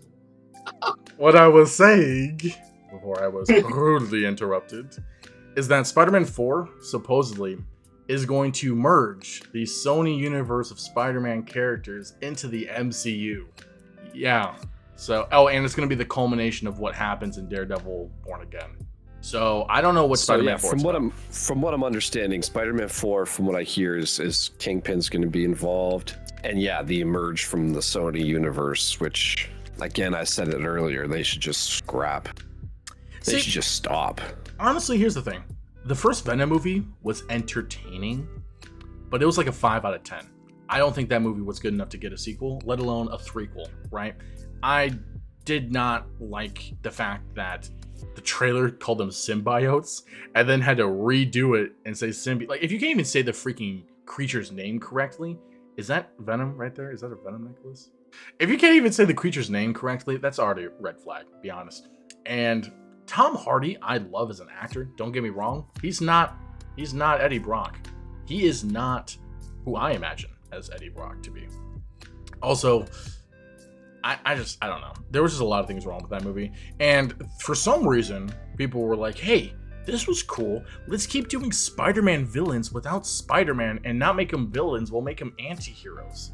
And so that's when we got the Morbius and Madam Web and Kraven, which, the Kraven trailer pissed me off. How are you going to have a guy who has literally no abilities, his whole thing is the hunt, be an anti-hero where he gets the blood of animals in his veins, and now he could use the powers of animals? This is not Power Rangers. What is this? And now they're going to merge all of that, supposedly, into the MCU with Spider-Man 4. Like, I know, last thing I'm going to say before I let you guys talk. It's like, we have all this good stuff coming out of this phase of the MCU, right? We got Deadpool 3 that's looking good, looking promising. We got Captain America 4, which dicey but promising. There's Blade that needs to freaking come out. There's Fantastic Four, which up in the air, but kind of could look promising, right? And there's some other content out there like a sequel, Moon Knight Season 2, right? Promising. And then you have that Spider-Man 4, which is supposed to be one of the pinnacle points of the MCU. Gonna merge with some of the most useless things ever. It's not even a Spider-Man movie. It's not. Like, this is just, one, fan service. Two, a way for Sony to continue to make money with the garbage that they've given us. Marvel just doesn't have a choice because, whatever. Lucky, you can go ahead and talk. I mean, that's just kind of like my thoughts on that. I'm not excited for Spider-Man 4. Actually, I'm sorry. I'm going to say one more thing before I give it to you. I'm going to say Spider-Man Trilogy was garbage. The MCU Spider-Man Trilogy was garbage. Not going to lie. That's a hot take. I don't care. I'm hot. But here's the thing. Casting for the villains was fantastic. Jake Gyllenhaal as Mysterio, fantastic. Michael Keaton as Vulture, fantastic. You couldn't even cast an original villain for No Way Home because you're not good at writing stories, so you have to rely on fan service. Not fantastic. The thing is, the Spider-Man stories were good. The Peter Parker stories was bad. And then you have MJ being casted by Zendaya. Not a fan. Can we just please get a comic accurate MJ? I didn't want that. She wasn't good in that movie. Character was garbage. Literally made no sense. No Way Home was nothing but fan service because they can't come up with an original story. I hate this. So first things first, bro. If you want to see me diss Madam Web, go check my review on BP Fun. And let's get right back into it. So basically, okay, the Sonyverse is terrible. And instead of using my time to talk trash on the actors or the CGI or whatever, I'm going to talk directly at Sony here. Your writing is terrible. And I'm a PlayStation guy. You know, I enjoy Sony products, right? Besides your movies. And that's the biggest thing is, you know, you have characters and you have actors and actresses that can act within your films. Tom Hardy, Beast, absolute legend, right? You have, I even like the castings of Madam Web, like the actresses, you know, Sydney Sweeney, right? And the girl from 50 Shades of Grey who plays Madam Web. Dakota Johnson, I think. Dakota Johnson. I like her acting ability. I enjoy the guy who's going to play Kraven and a lot of the stuff he does. I loved him in Bullet Train. Absolutely loved him in Bullet Train. Oh, yeah. Fantastic, right? Even Jared Leto, right? It might not be everybody's favorite actor, but he has talent. Nobody can, you know, discredit that. Sony has got to start hiring writers that give a fuck about the content. That's what it boils down to, right? We're not going to care unless you care. So when you give us this half-baked shit, I'm not saying Spider-Man needs to be in these movies, right? I actually enjoyed that approach of telling stories without that character being a crutch for these other characters, right? But not every single one of them has to be an anti-hero. You can tell a villain story through the lens of a villain where they think they're the hero. I know, crazy, right? You know what I mean? Fucking crazy. But you can make a villain without it being this whole, well, it turns out I'm doing this for the betterment of society. No, you're not. No, you're not. Fucking Morbius. You know you're not. You know you fucking not. You know what I mean? That's why you did. This isn't some, oh man, the greater evil. And then you have the villain, some jackass doing push-ups in a fucking hotel room, bro, before their big standoff fight. Like, give a fuck about what you're doing. That's my problem with the whole Sonyverse, right? We're talking about a Madam Web movie, right? That just came out. That, I mean, we can't even get Madam Web as Madam Web. You know what I mean? Until the very end of the movie. We're making Kraven, which we just saw Kraven in the Spider-Man 2 video game, right? We just saw how good of a character he is. And the first thing we do is we fucking lace him with lion blood and send him out against this fucking ragtag group, against his father, right? Who his father has a Russian accent, but he doesn't have a Russian accent. What the fuck is that? You know, like, but we send him out, right? Hopped up on coke with fucking lion blood infused into his fucking veins. And he's just like, yeah, dude, I'm a fucking anti-villain. I'm going to eat everybody. That's his whole fucking thing in that movie. I guarantee you. I guarantee you.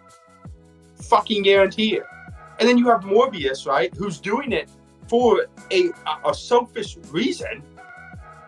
And somehow we're going to try to spin this shit like he's doing it for the betterment of society. Newsflash, motherfucker, less than 1% of humans have what you have. It's a very rare bone disease. like this isn't like, oh my God, I'm here to save the kids. No, dude, you're doing it because you're fucked if you don't. Just tell the truth. Tell the truth. You can tell a really good, compelling story without force-feeding us anti-hero, hero agenda bullshit. That's what it is to me. And you know that's what's going to happen when they put it into Marvel, right? Is well, now they're anti-heroes, and now Marvel has to do something with that. Now, fuck. Like Venom, to me, the first Venom movie was solid. Wasn't the greatest, but it was enjoyable, right? Tom Hardy is a very good actor. He carries the film. I love his Venom voice as well. He's able to kind of bounce off of his regular voice and then the Venom voice. It's a cool concept, right? Carnage is the second movie was You know, I do like Woody Harrelson as Carnage. I think if you would have just done us all a favor and slap a rated R sticker on that bad boy, you could have done some really sick shit with that movie, right? You could have gone into Carnage and his Cletus Cassidy's history and how he is a serial killer, right? And you could have done some really cool shit with that. How are you gonna make a story about a serial killer and make it PG-13? That's what I mean. That's what I mean. Like you could have done some really cool shit with that. You know what I mean? But you chose to do this half-baked, well, he is a serial killer, but we're not going to show you any of the villainous shit he does. He just does it. Just trust us. You know what I mean? Like, and that's the kind of stuff that Sony does, though. Is they take really, and like I said, I'm not going to hate on the characters or the actors and actresses in this. This is solely about Sony and not respecting the source material. That's what it is. You have a lack of respect for the fans, for the source material, for the people who back you, for the actors and actresses. You have a lack of respect for all four, the big four. LeBron James, Chris Paul, D. Wade, like the big four, bro. You know what I mean? Like you have a lack of respect for all of them. And that to me is a spit in the face.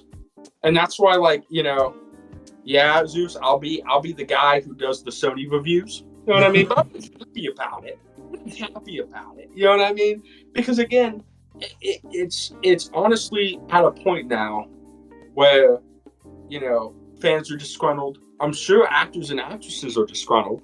You know, the whole shebang.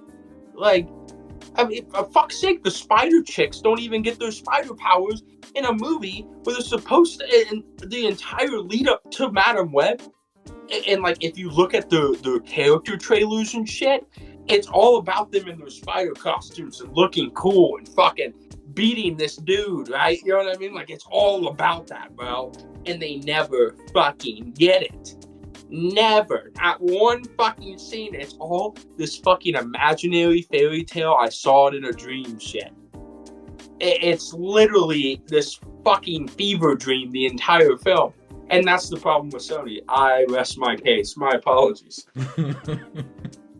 No, it's all good. I mean, they were going to put Bad Bunny as one of the villains. As a luchador. That movie's still underway, by the way. Yeah, they still are. I don't think it's bad. He's stepped away. Yeah, but that's the thing is, like, he was trending at this time. You know what I mean? Like, he was WWE. Like, he was doing his rounds because he was trending at the time. And they decided, like, Bad Bunny would be great because he's Mexican. I'm sure there's thousands of amazing Spanish actors would play a great role to whoever this villain is.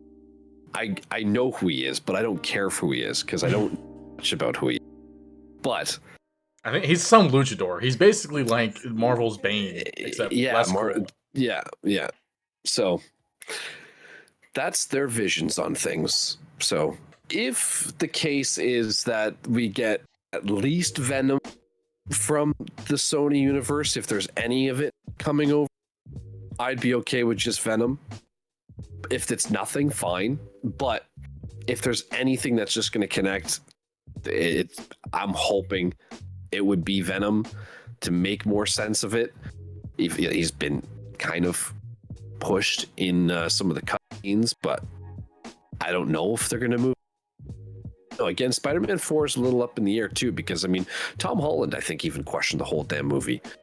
I think that's what brought him on to wanting to leave if the script wasn't good. If the script's not good, I'm not doing it. That's what he said. And I think that's what started it, was he read the script, or at least he read the concept of the Spider-Man 4, was like, I don't know if I want to do this one. You know what I mean? Because I mean, at some point with this whole fusion of Sony and Disney, it's not, I don't think it's going to mesh well, and it's going to get messy. Yeah, it also just hurts Marvel fans and Marvel in general, because there are people who aren't as nerdy as us, right? And they watch movies here and there, or their kids watch Marvel movies, and they're like, "Hey, this says Marvel. This is a Marvel character. Let's go watch this Marvel movie." And it's one of the Sony ones, and it's absolutely dog water. And you're just like, they're like, why did we pay to go watch this? Why is this popular? That's losing money. That's losing fan base. I actually don't know why or how Sony's still making these movies, because there's no way they're making a profit off of every single one of these movies, except for maybe the Venom ones. And I think Madam Web probably they made a slight profit because fan service, because they realized, hey, we can't work with crap stories, so we'll do crap stories with hot chicks. That'll work. Man, it's basically porn. But anyways, I mean, yeah, it's kind of like a complete contrast to DC, because DC was at this point just kind of just a mesh of movies. One thing that had their advantage was they owned the ownership. All of their characters were underneath Warner Brothers. One company owned it all, unlike Marvel, where Sony owns Spider-Man, and 20th Century Fox owned the X-Men and Fantastic Four, and Universal owned Hulk and Namor. Like, it was so weird. And then they bought Fox, so they have all of those characters. They got a deal with Sony, so they're kind of doing what they can with that. And they made somewhat of a deal with Universal, but they really can't do anything with what they got. They can't have them have any solo movies. So it's like those are shackles, right? DC's like, they have one person who has plenty of experience in the superhero genre, right? James Gunn. He's made, as we mentioned earlier, Guardians of the Galaxy trilogy. He made the Suicide Squad, Peacemaker series. He's even done Brightburn. Like, he has the Scooby-Doo, OG Scooby-Doo movies back in 2002. Did those. I know, So good. Right? Like, yeah. He's got a resume. He's got a vision. He's a fan of the comics. And that's another thing, too, to Lucky's point. A lot of people that are making these movies nowadays for Marvel don't give a crap. Like, look at Taika Waititi for Thor: Love and Thunder. He admitted he never cared. He didn't want to make a Thor movie. He didn't care about these movies. He just did it for the paycheck. Which, yes, theoretically, everyone's doing this for a paycheck. But you gotta also do it because you want to make a good story. You want to do something with these characters because you enjoy this universe, right? Whether as a watcher of the movies or as of the comics of old. Like, if you're not into it, why should we be into it? Which is another common theme in this podcast episode we've been talking about. Like, if you're not giving a crap, why should we give a crap? Go ahead, Lucky. Exactly. And I just want to say one more fucking thing, okay? So Jacobite pointed it out earlier about Tom Holland, you know? And I would just like to say to all you fucking spider freaks out there, actors and actresses, and I want you to hear this very clearly, actors and actresses do not turn down passion projects or projects that make them a lot of money unless they feel disrespected. And I want you to listen to that again. Actors and actresses do not pass up big paycheck roles unless they feel disrespected. So for Tom Holland to say, I need to see the script before going into a Spider-Man movie, which A, is one of his favorite superheroes, B, he's well received as Spider-Man. C, it's a giant payday for Tom Holland no matter what, right? So for him to turn around and say, I'm not going to do this unless the script is solid, means that he saw something that he felt disrespected by, or that felt disrespecting to the character or to the universe, right? So let's just put that the theories to bed, right? We know that something must have come about to where he would even say something like that, because he had no problem doing No Way Home. He had no problem doing the first Spider-Man, the second Spider-Man movie. You didn't hear any of that, right? This came out once rumors started swirling about Spider-Man 4. Now all of a sudden he has to see the script and he has to like the script and it has to make sense to him, right? Actors and actresses don't just say that. That's their way of telling you under contract, right, that they don't believe in what they're seeing right now.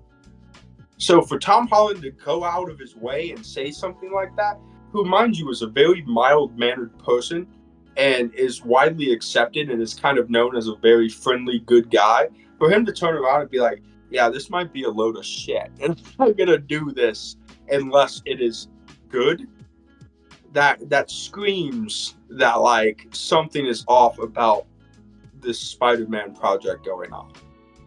You know, he doesn't feel the vibes are off in Spider-Man land. You know what I mean? Like, it's something's off with it.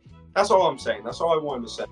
Was you hit the nail on the head, Jacobite, because actors and actresses don't turn down millions of dollars, especially for characters that they enjoy playing, unless they saw something that gives them really bad pause. Especially someone like Tom Holland, who doesn't really talk a lot as is. So, you know. Facts. Well, I'll say one more thing here. Well, possibly our last topic of the night, because it is getting a little bit late here. Whenever you're watching this, thanks for sticking it out with us. I know we have gone on quite a tangent, because we started with Deadpool and Wolverine, and now we're somewhere in the Sonyverse. If you're confused, I mean, so are they, because they don't know what they're doing.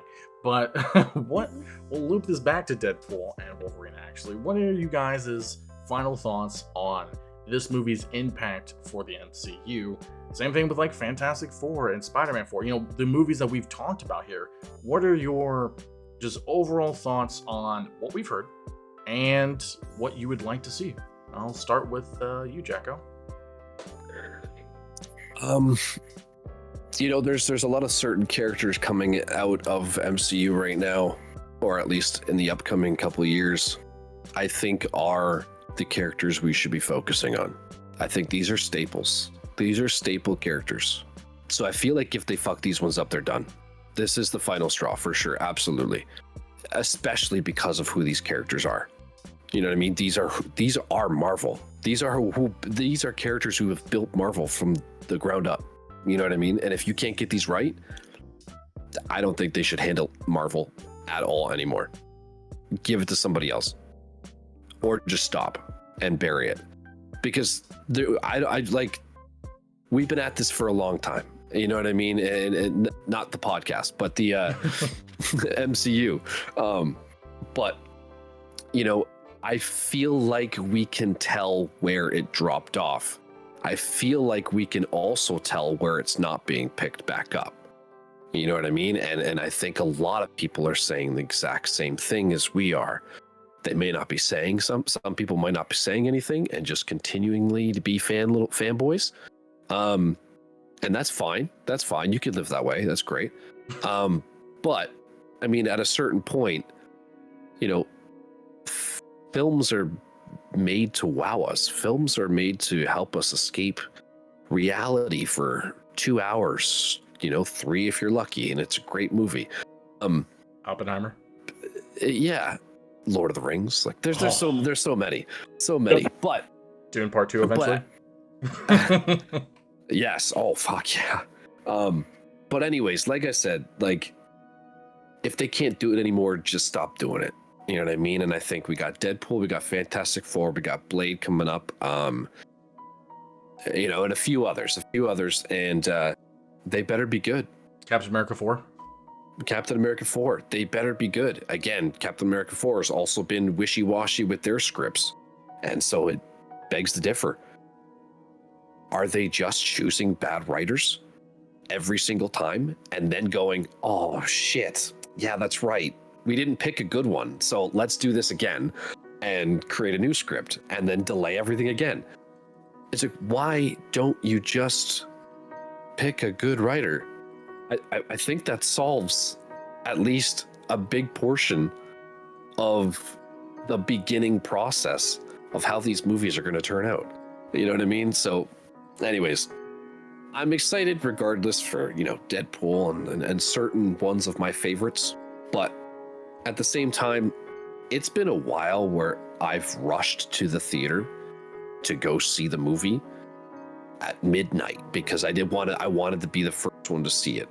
You know what I mean? It's been a while since I did that. And I think the last one I did was Guardians of the Galaxy 3. That's where I rushed to see it. A few times before that. But I think the last one was Endgame, where I really, I got to go see this before anybody else sees it. I got to go see it before I even look at my phone. I don't want my phone ruining anything. Any other time, I've just been, I'll see it when I buy it on DVD or goes on TV, or if I have time, I'll go. But unfortunately, that's just how it is these days. I mean, it could be a personal thing. It could be also just a lifestyle thing now. It could be just, blame Marvel.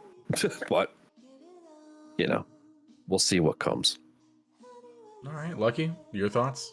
Yeah, well, I mean, to your point, Jacobite, I can say I will be rushing to the theater to see Batman Brave and the Bold.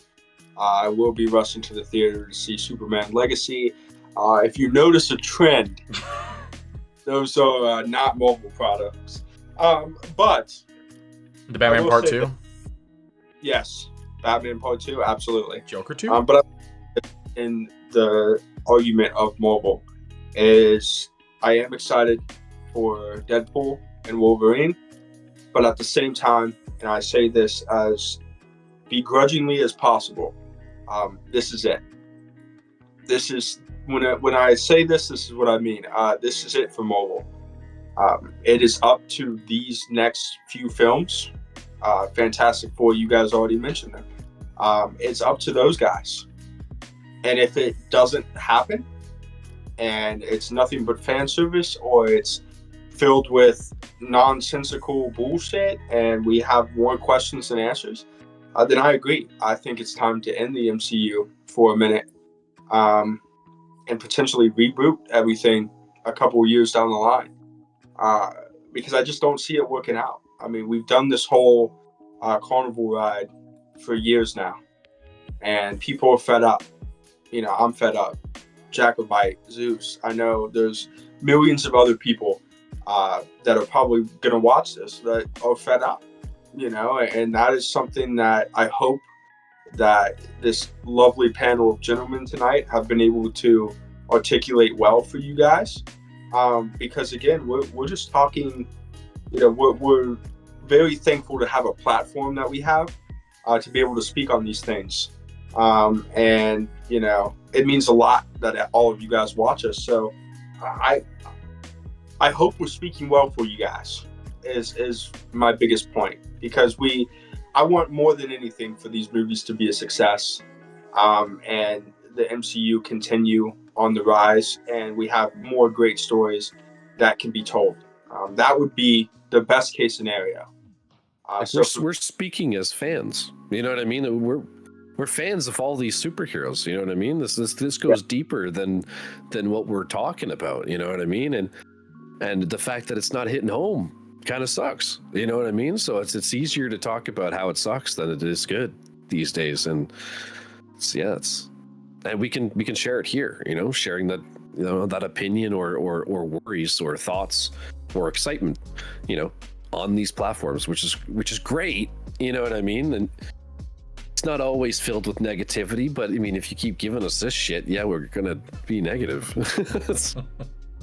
But, I mean, our quote, we're fans, and that's the biggest thing. So for me, I do feel like this is it, Zeus. I'm gonna be honest.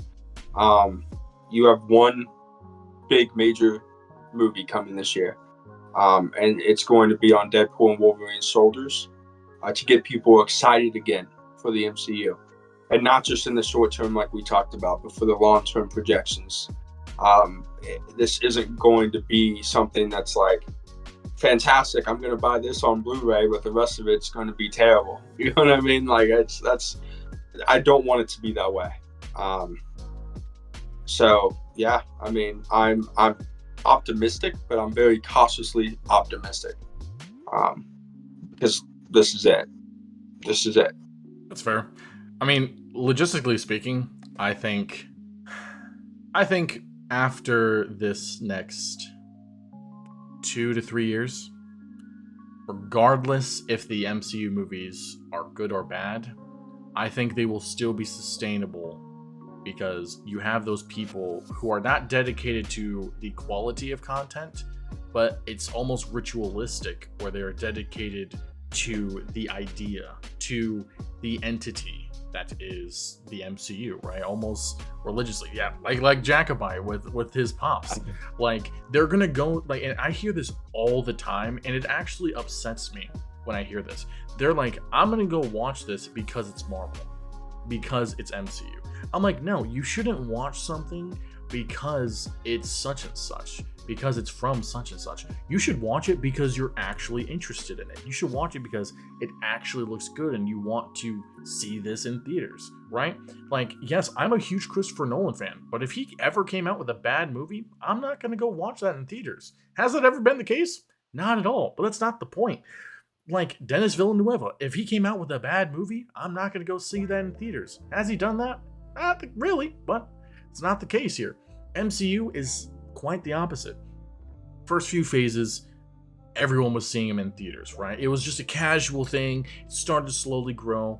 And then after Age of Ultron, that's when they started to pick back up. As you were building towards the end of the Infinity Saga, you had people dedicated to this. You had people like, this is good, this is good, this is good. Regardless of my controversial opinions on some of the movies in between Age of Ultron and Infinity War, as a whole, they were still more entertaining than what we got post Endgame, right?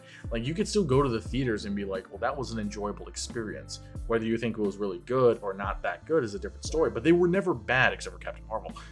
Whereas after Endgame, that's when you got into the lower quality. They started to put quantity over quality because they know people are going to watch whatever they put out, regardless of if it's good or not. That's why you had like 7 shows in 1 year and 4 movies in 1 year. And all of the shows were coming out very close to each other, all except for like 1 or 2. And then they realize, wow, there's people that not like this. Let's slow down a little bit, but continue to give the same quality of content. So that was the next year or 2. And then it got so bad that they're like, okay, we're going to need to do an overhaul on how things are. Bob Iger comes back involved with Disney, and they're like, all right, so we're just going to put a stop real quick. And I think the biggest reason why is not because they weren't making money. They were still making money, but I think it's because competition. And I know I'm going to be all over the place with my endpoints here, but that's just kind of how my brain works, so bear with me. But one of the biggest things and the biggest downfalls of so many entities, whether they're content, whether they're companies, whether it's products, is no competition. If you have no competition, no one has any choice but to go to you, whether it's good or bad. And so when Marvel was coming out with nothing but garbage, people were still going there because what else did you have? At the time, cinema was basically dead. Marvel basically ran cinema because of COVID. And then after COVID goes away, you're starting to have a lot more high quality cinema coming back. You have like, I just had a brain fart, but regardless, you have a lot of, Oppenheimer was one of them. You had Blade 2049, that was around that same time. You had Dune, you had The Little Things. Like, there was a lot of really good movies coming out, and shows, don't get me wrong, that were coming out around this time. Mandalorian started to come back on the rise. We had Ahsoka as well to come afterwards, like this past year. But the biggest thing was DC has always been the competitor with Marvel, right? Friendly, of course, but always been a competitor. Snyder was involved. Marvel was at a peak, not the peak, but they were at a peak.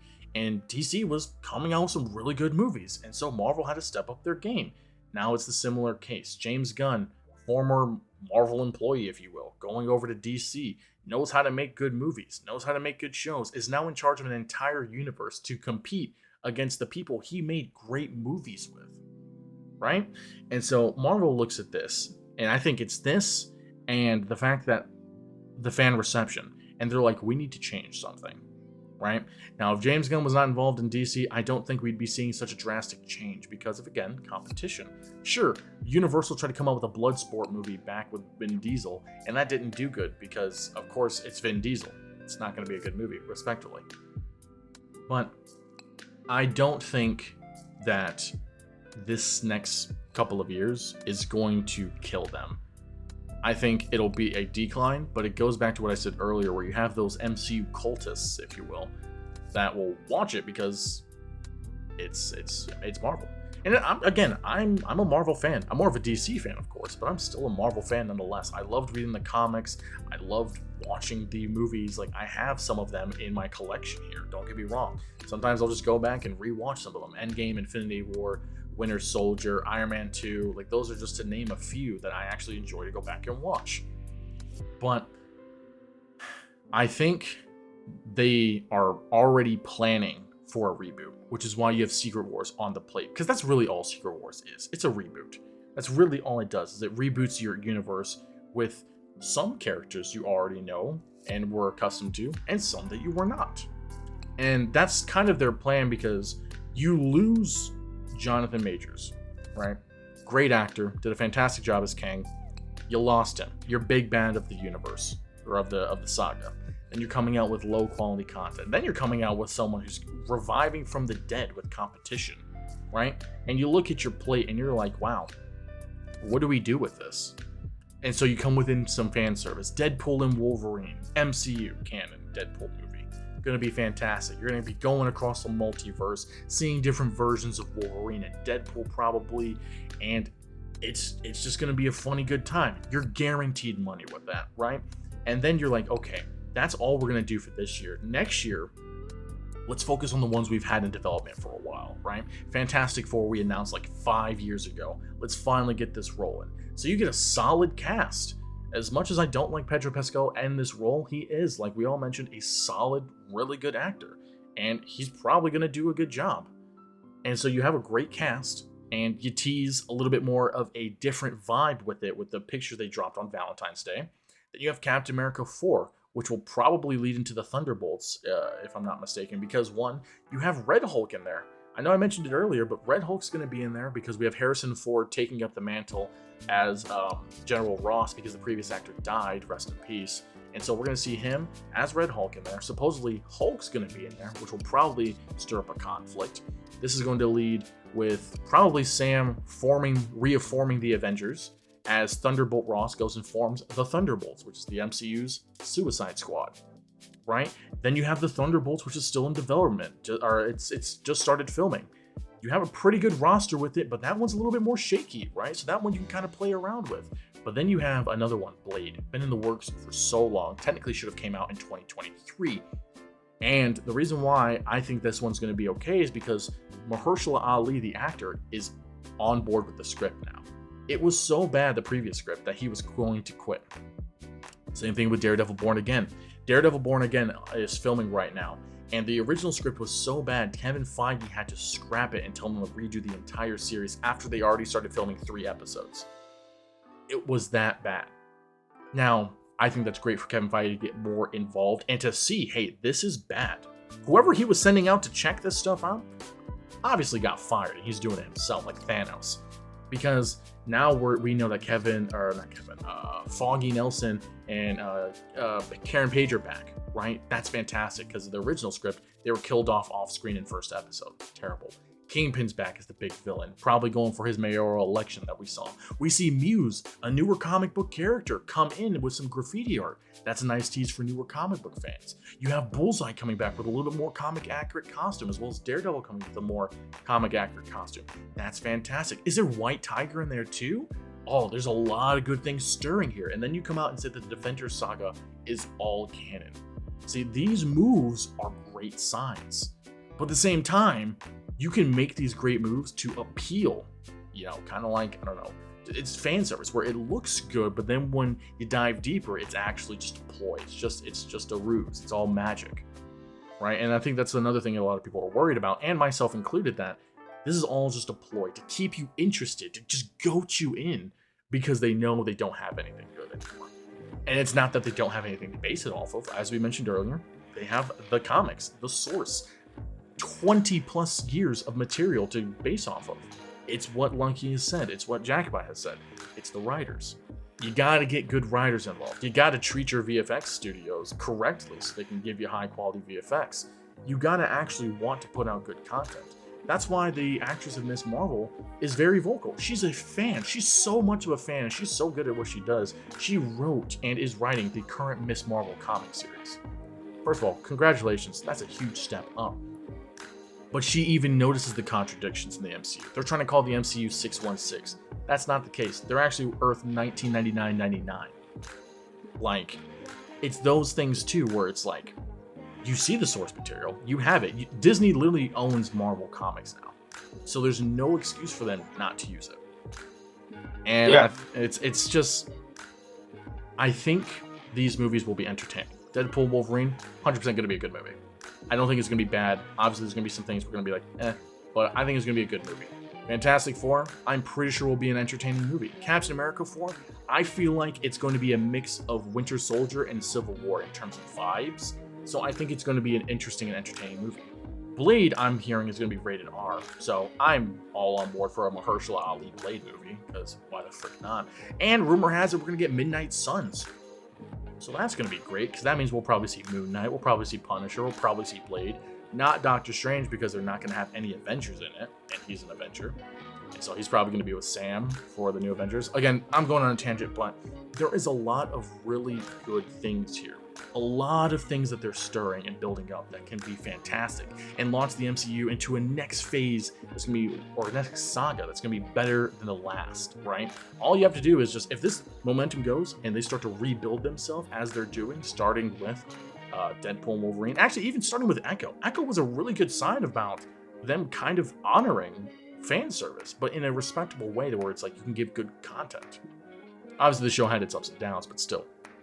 And I think if they do Secret Wars and like reboot the universe, depending on their momentum, it might hurt them even more. Because think about it.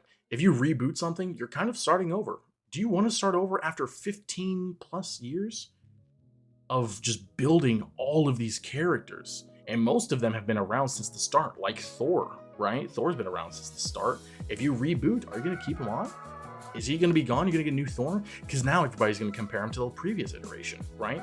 Now you're going to get different vibes and stories with this same character, right? And knowing how movie-going fans are, they're going to have gripes with it. That's not going to earn you money. So you got to be careful with that. Absolutely. Well, and you know, to your point, Zeus, right?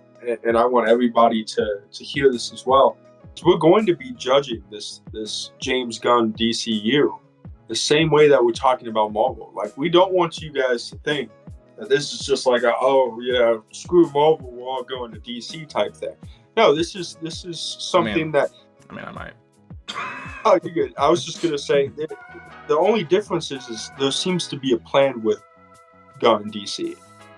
You know, he's got chapters. He's telling you what's to expect a little bit, and there's answers to a lot of questions that fans have, right?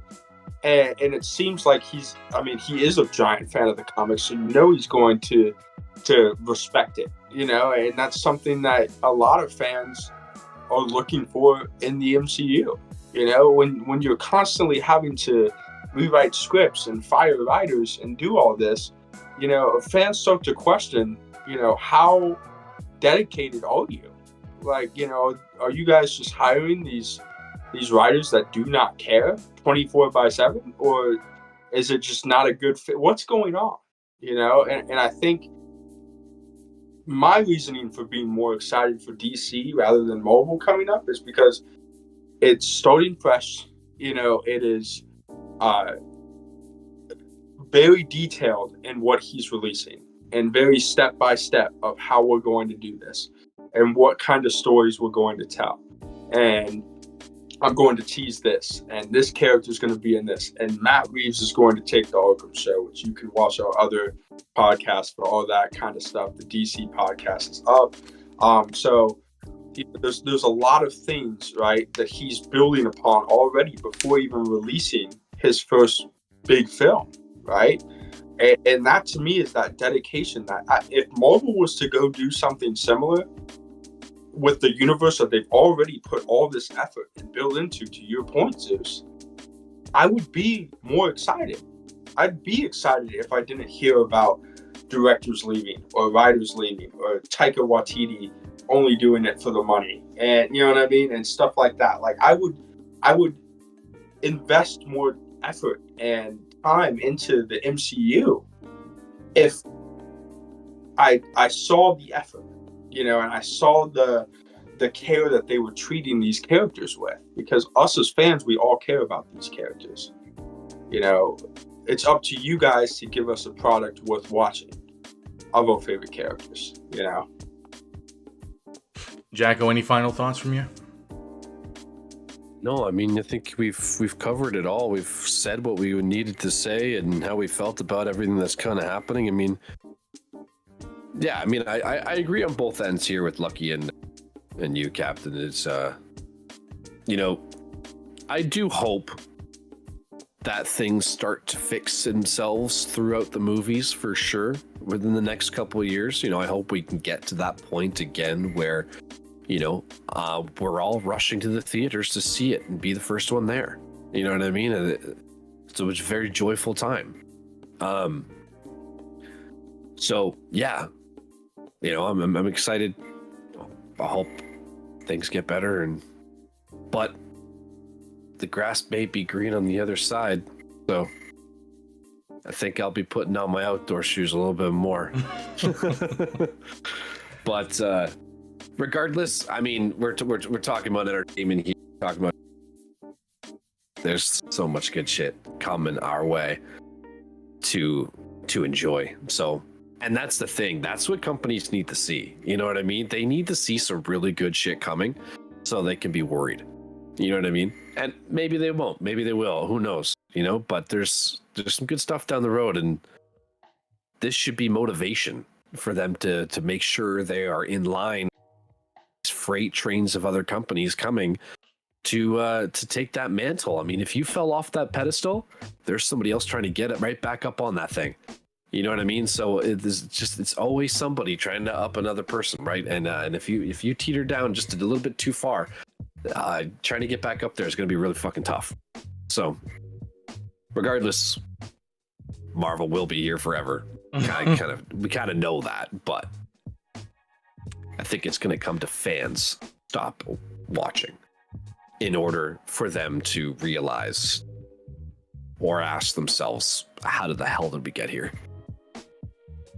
But yeah, that's it. That's it, really. I mean, solid, man. Yeah, I mean, I don't think anyone disagrees with what you said there. Lucky, final thoughts, or was that your final thoughts earlier? Yeah, I mean, it's really up to the fans, like you said, Jacobite. You know, the fans decide the future, right? So when we talk about this kind of stuff, it's where you put your time and your hard-earned money. So, you know, if you keep paying for shit, then that's what you're gonna keep getting is shit. So, you know, be wary. You know, if the DC puts out something that's trash, I'm not gonna see it. And the same goes for mobile. You know, it's not worth your time. It's not worth your effort. You know, it's all about where you put, you know, your faith and your funds into, really. So mobile, you know, guns coming. You know, whether you like it or not, DC is coming and they have a plan. Whether or not that plan is fantastic is yet to be seen, but it looks very dangerous, you know, for mobile. So, you know, be wary. This should be enough, to your point, Jacobite. This should be enough for Kevin Feige to sit there and say, "Holy shit," you know, they're coming. Especially when you have someone like James Gunn who left on the terms that he did. with a disagreement of him and Kevin Feige, there's some resentment there, and there's some feelings of "fuck you, watch this," and those are some of the most dangerous people in any business. So, be wary uh, and enjoy, because it's going to be a showdown between two of our favorite companies, and I don't know if Marvel's going to get it through their heads, but they need to quickly, because it's coming sooner rather than later. So. Wish that was me. Anyways, well, thank you guys so much for listening and hanging out with us throughout this lengthy episode of the Nerds and Squares podcast. And now we all, specifically me and Lucky at Points, rambled on some very passionate topics here. And obviously, it's because we are passionate about what we love: comics, movies, comic book movies, the whole shebang. We want things to be good. We want them to be successful. It's not like we're Marvel haters, but I mean, they're kind of turning us into that. Well, they're turning me into that a little bit. But Jack was like, leave me out of this.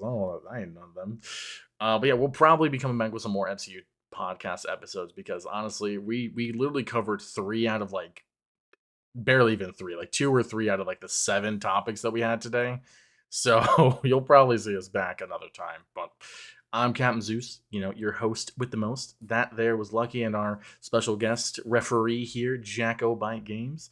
And we'll see you guys in the next video. See you. Deuces.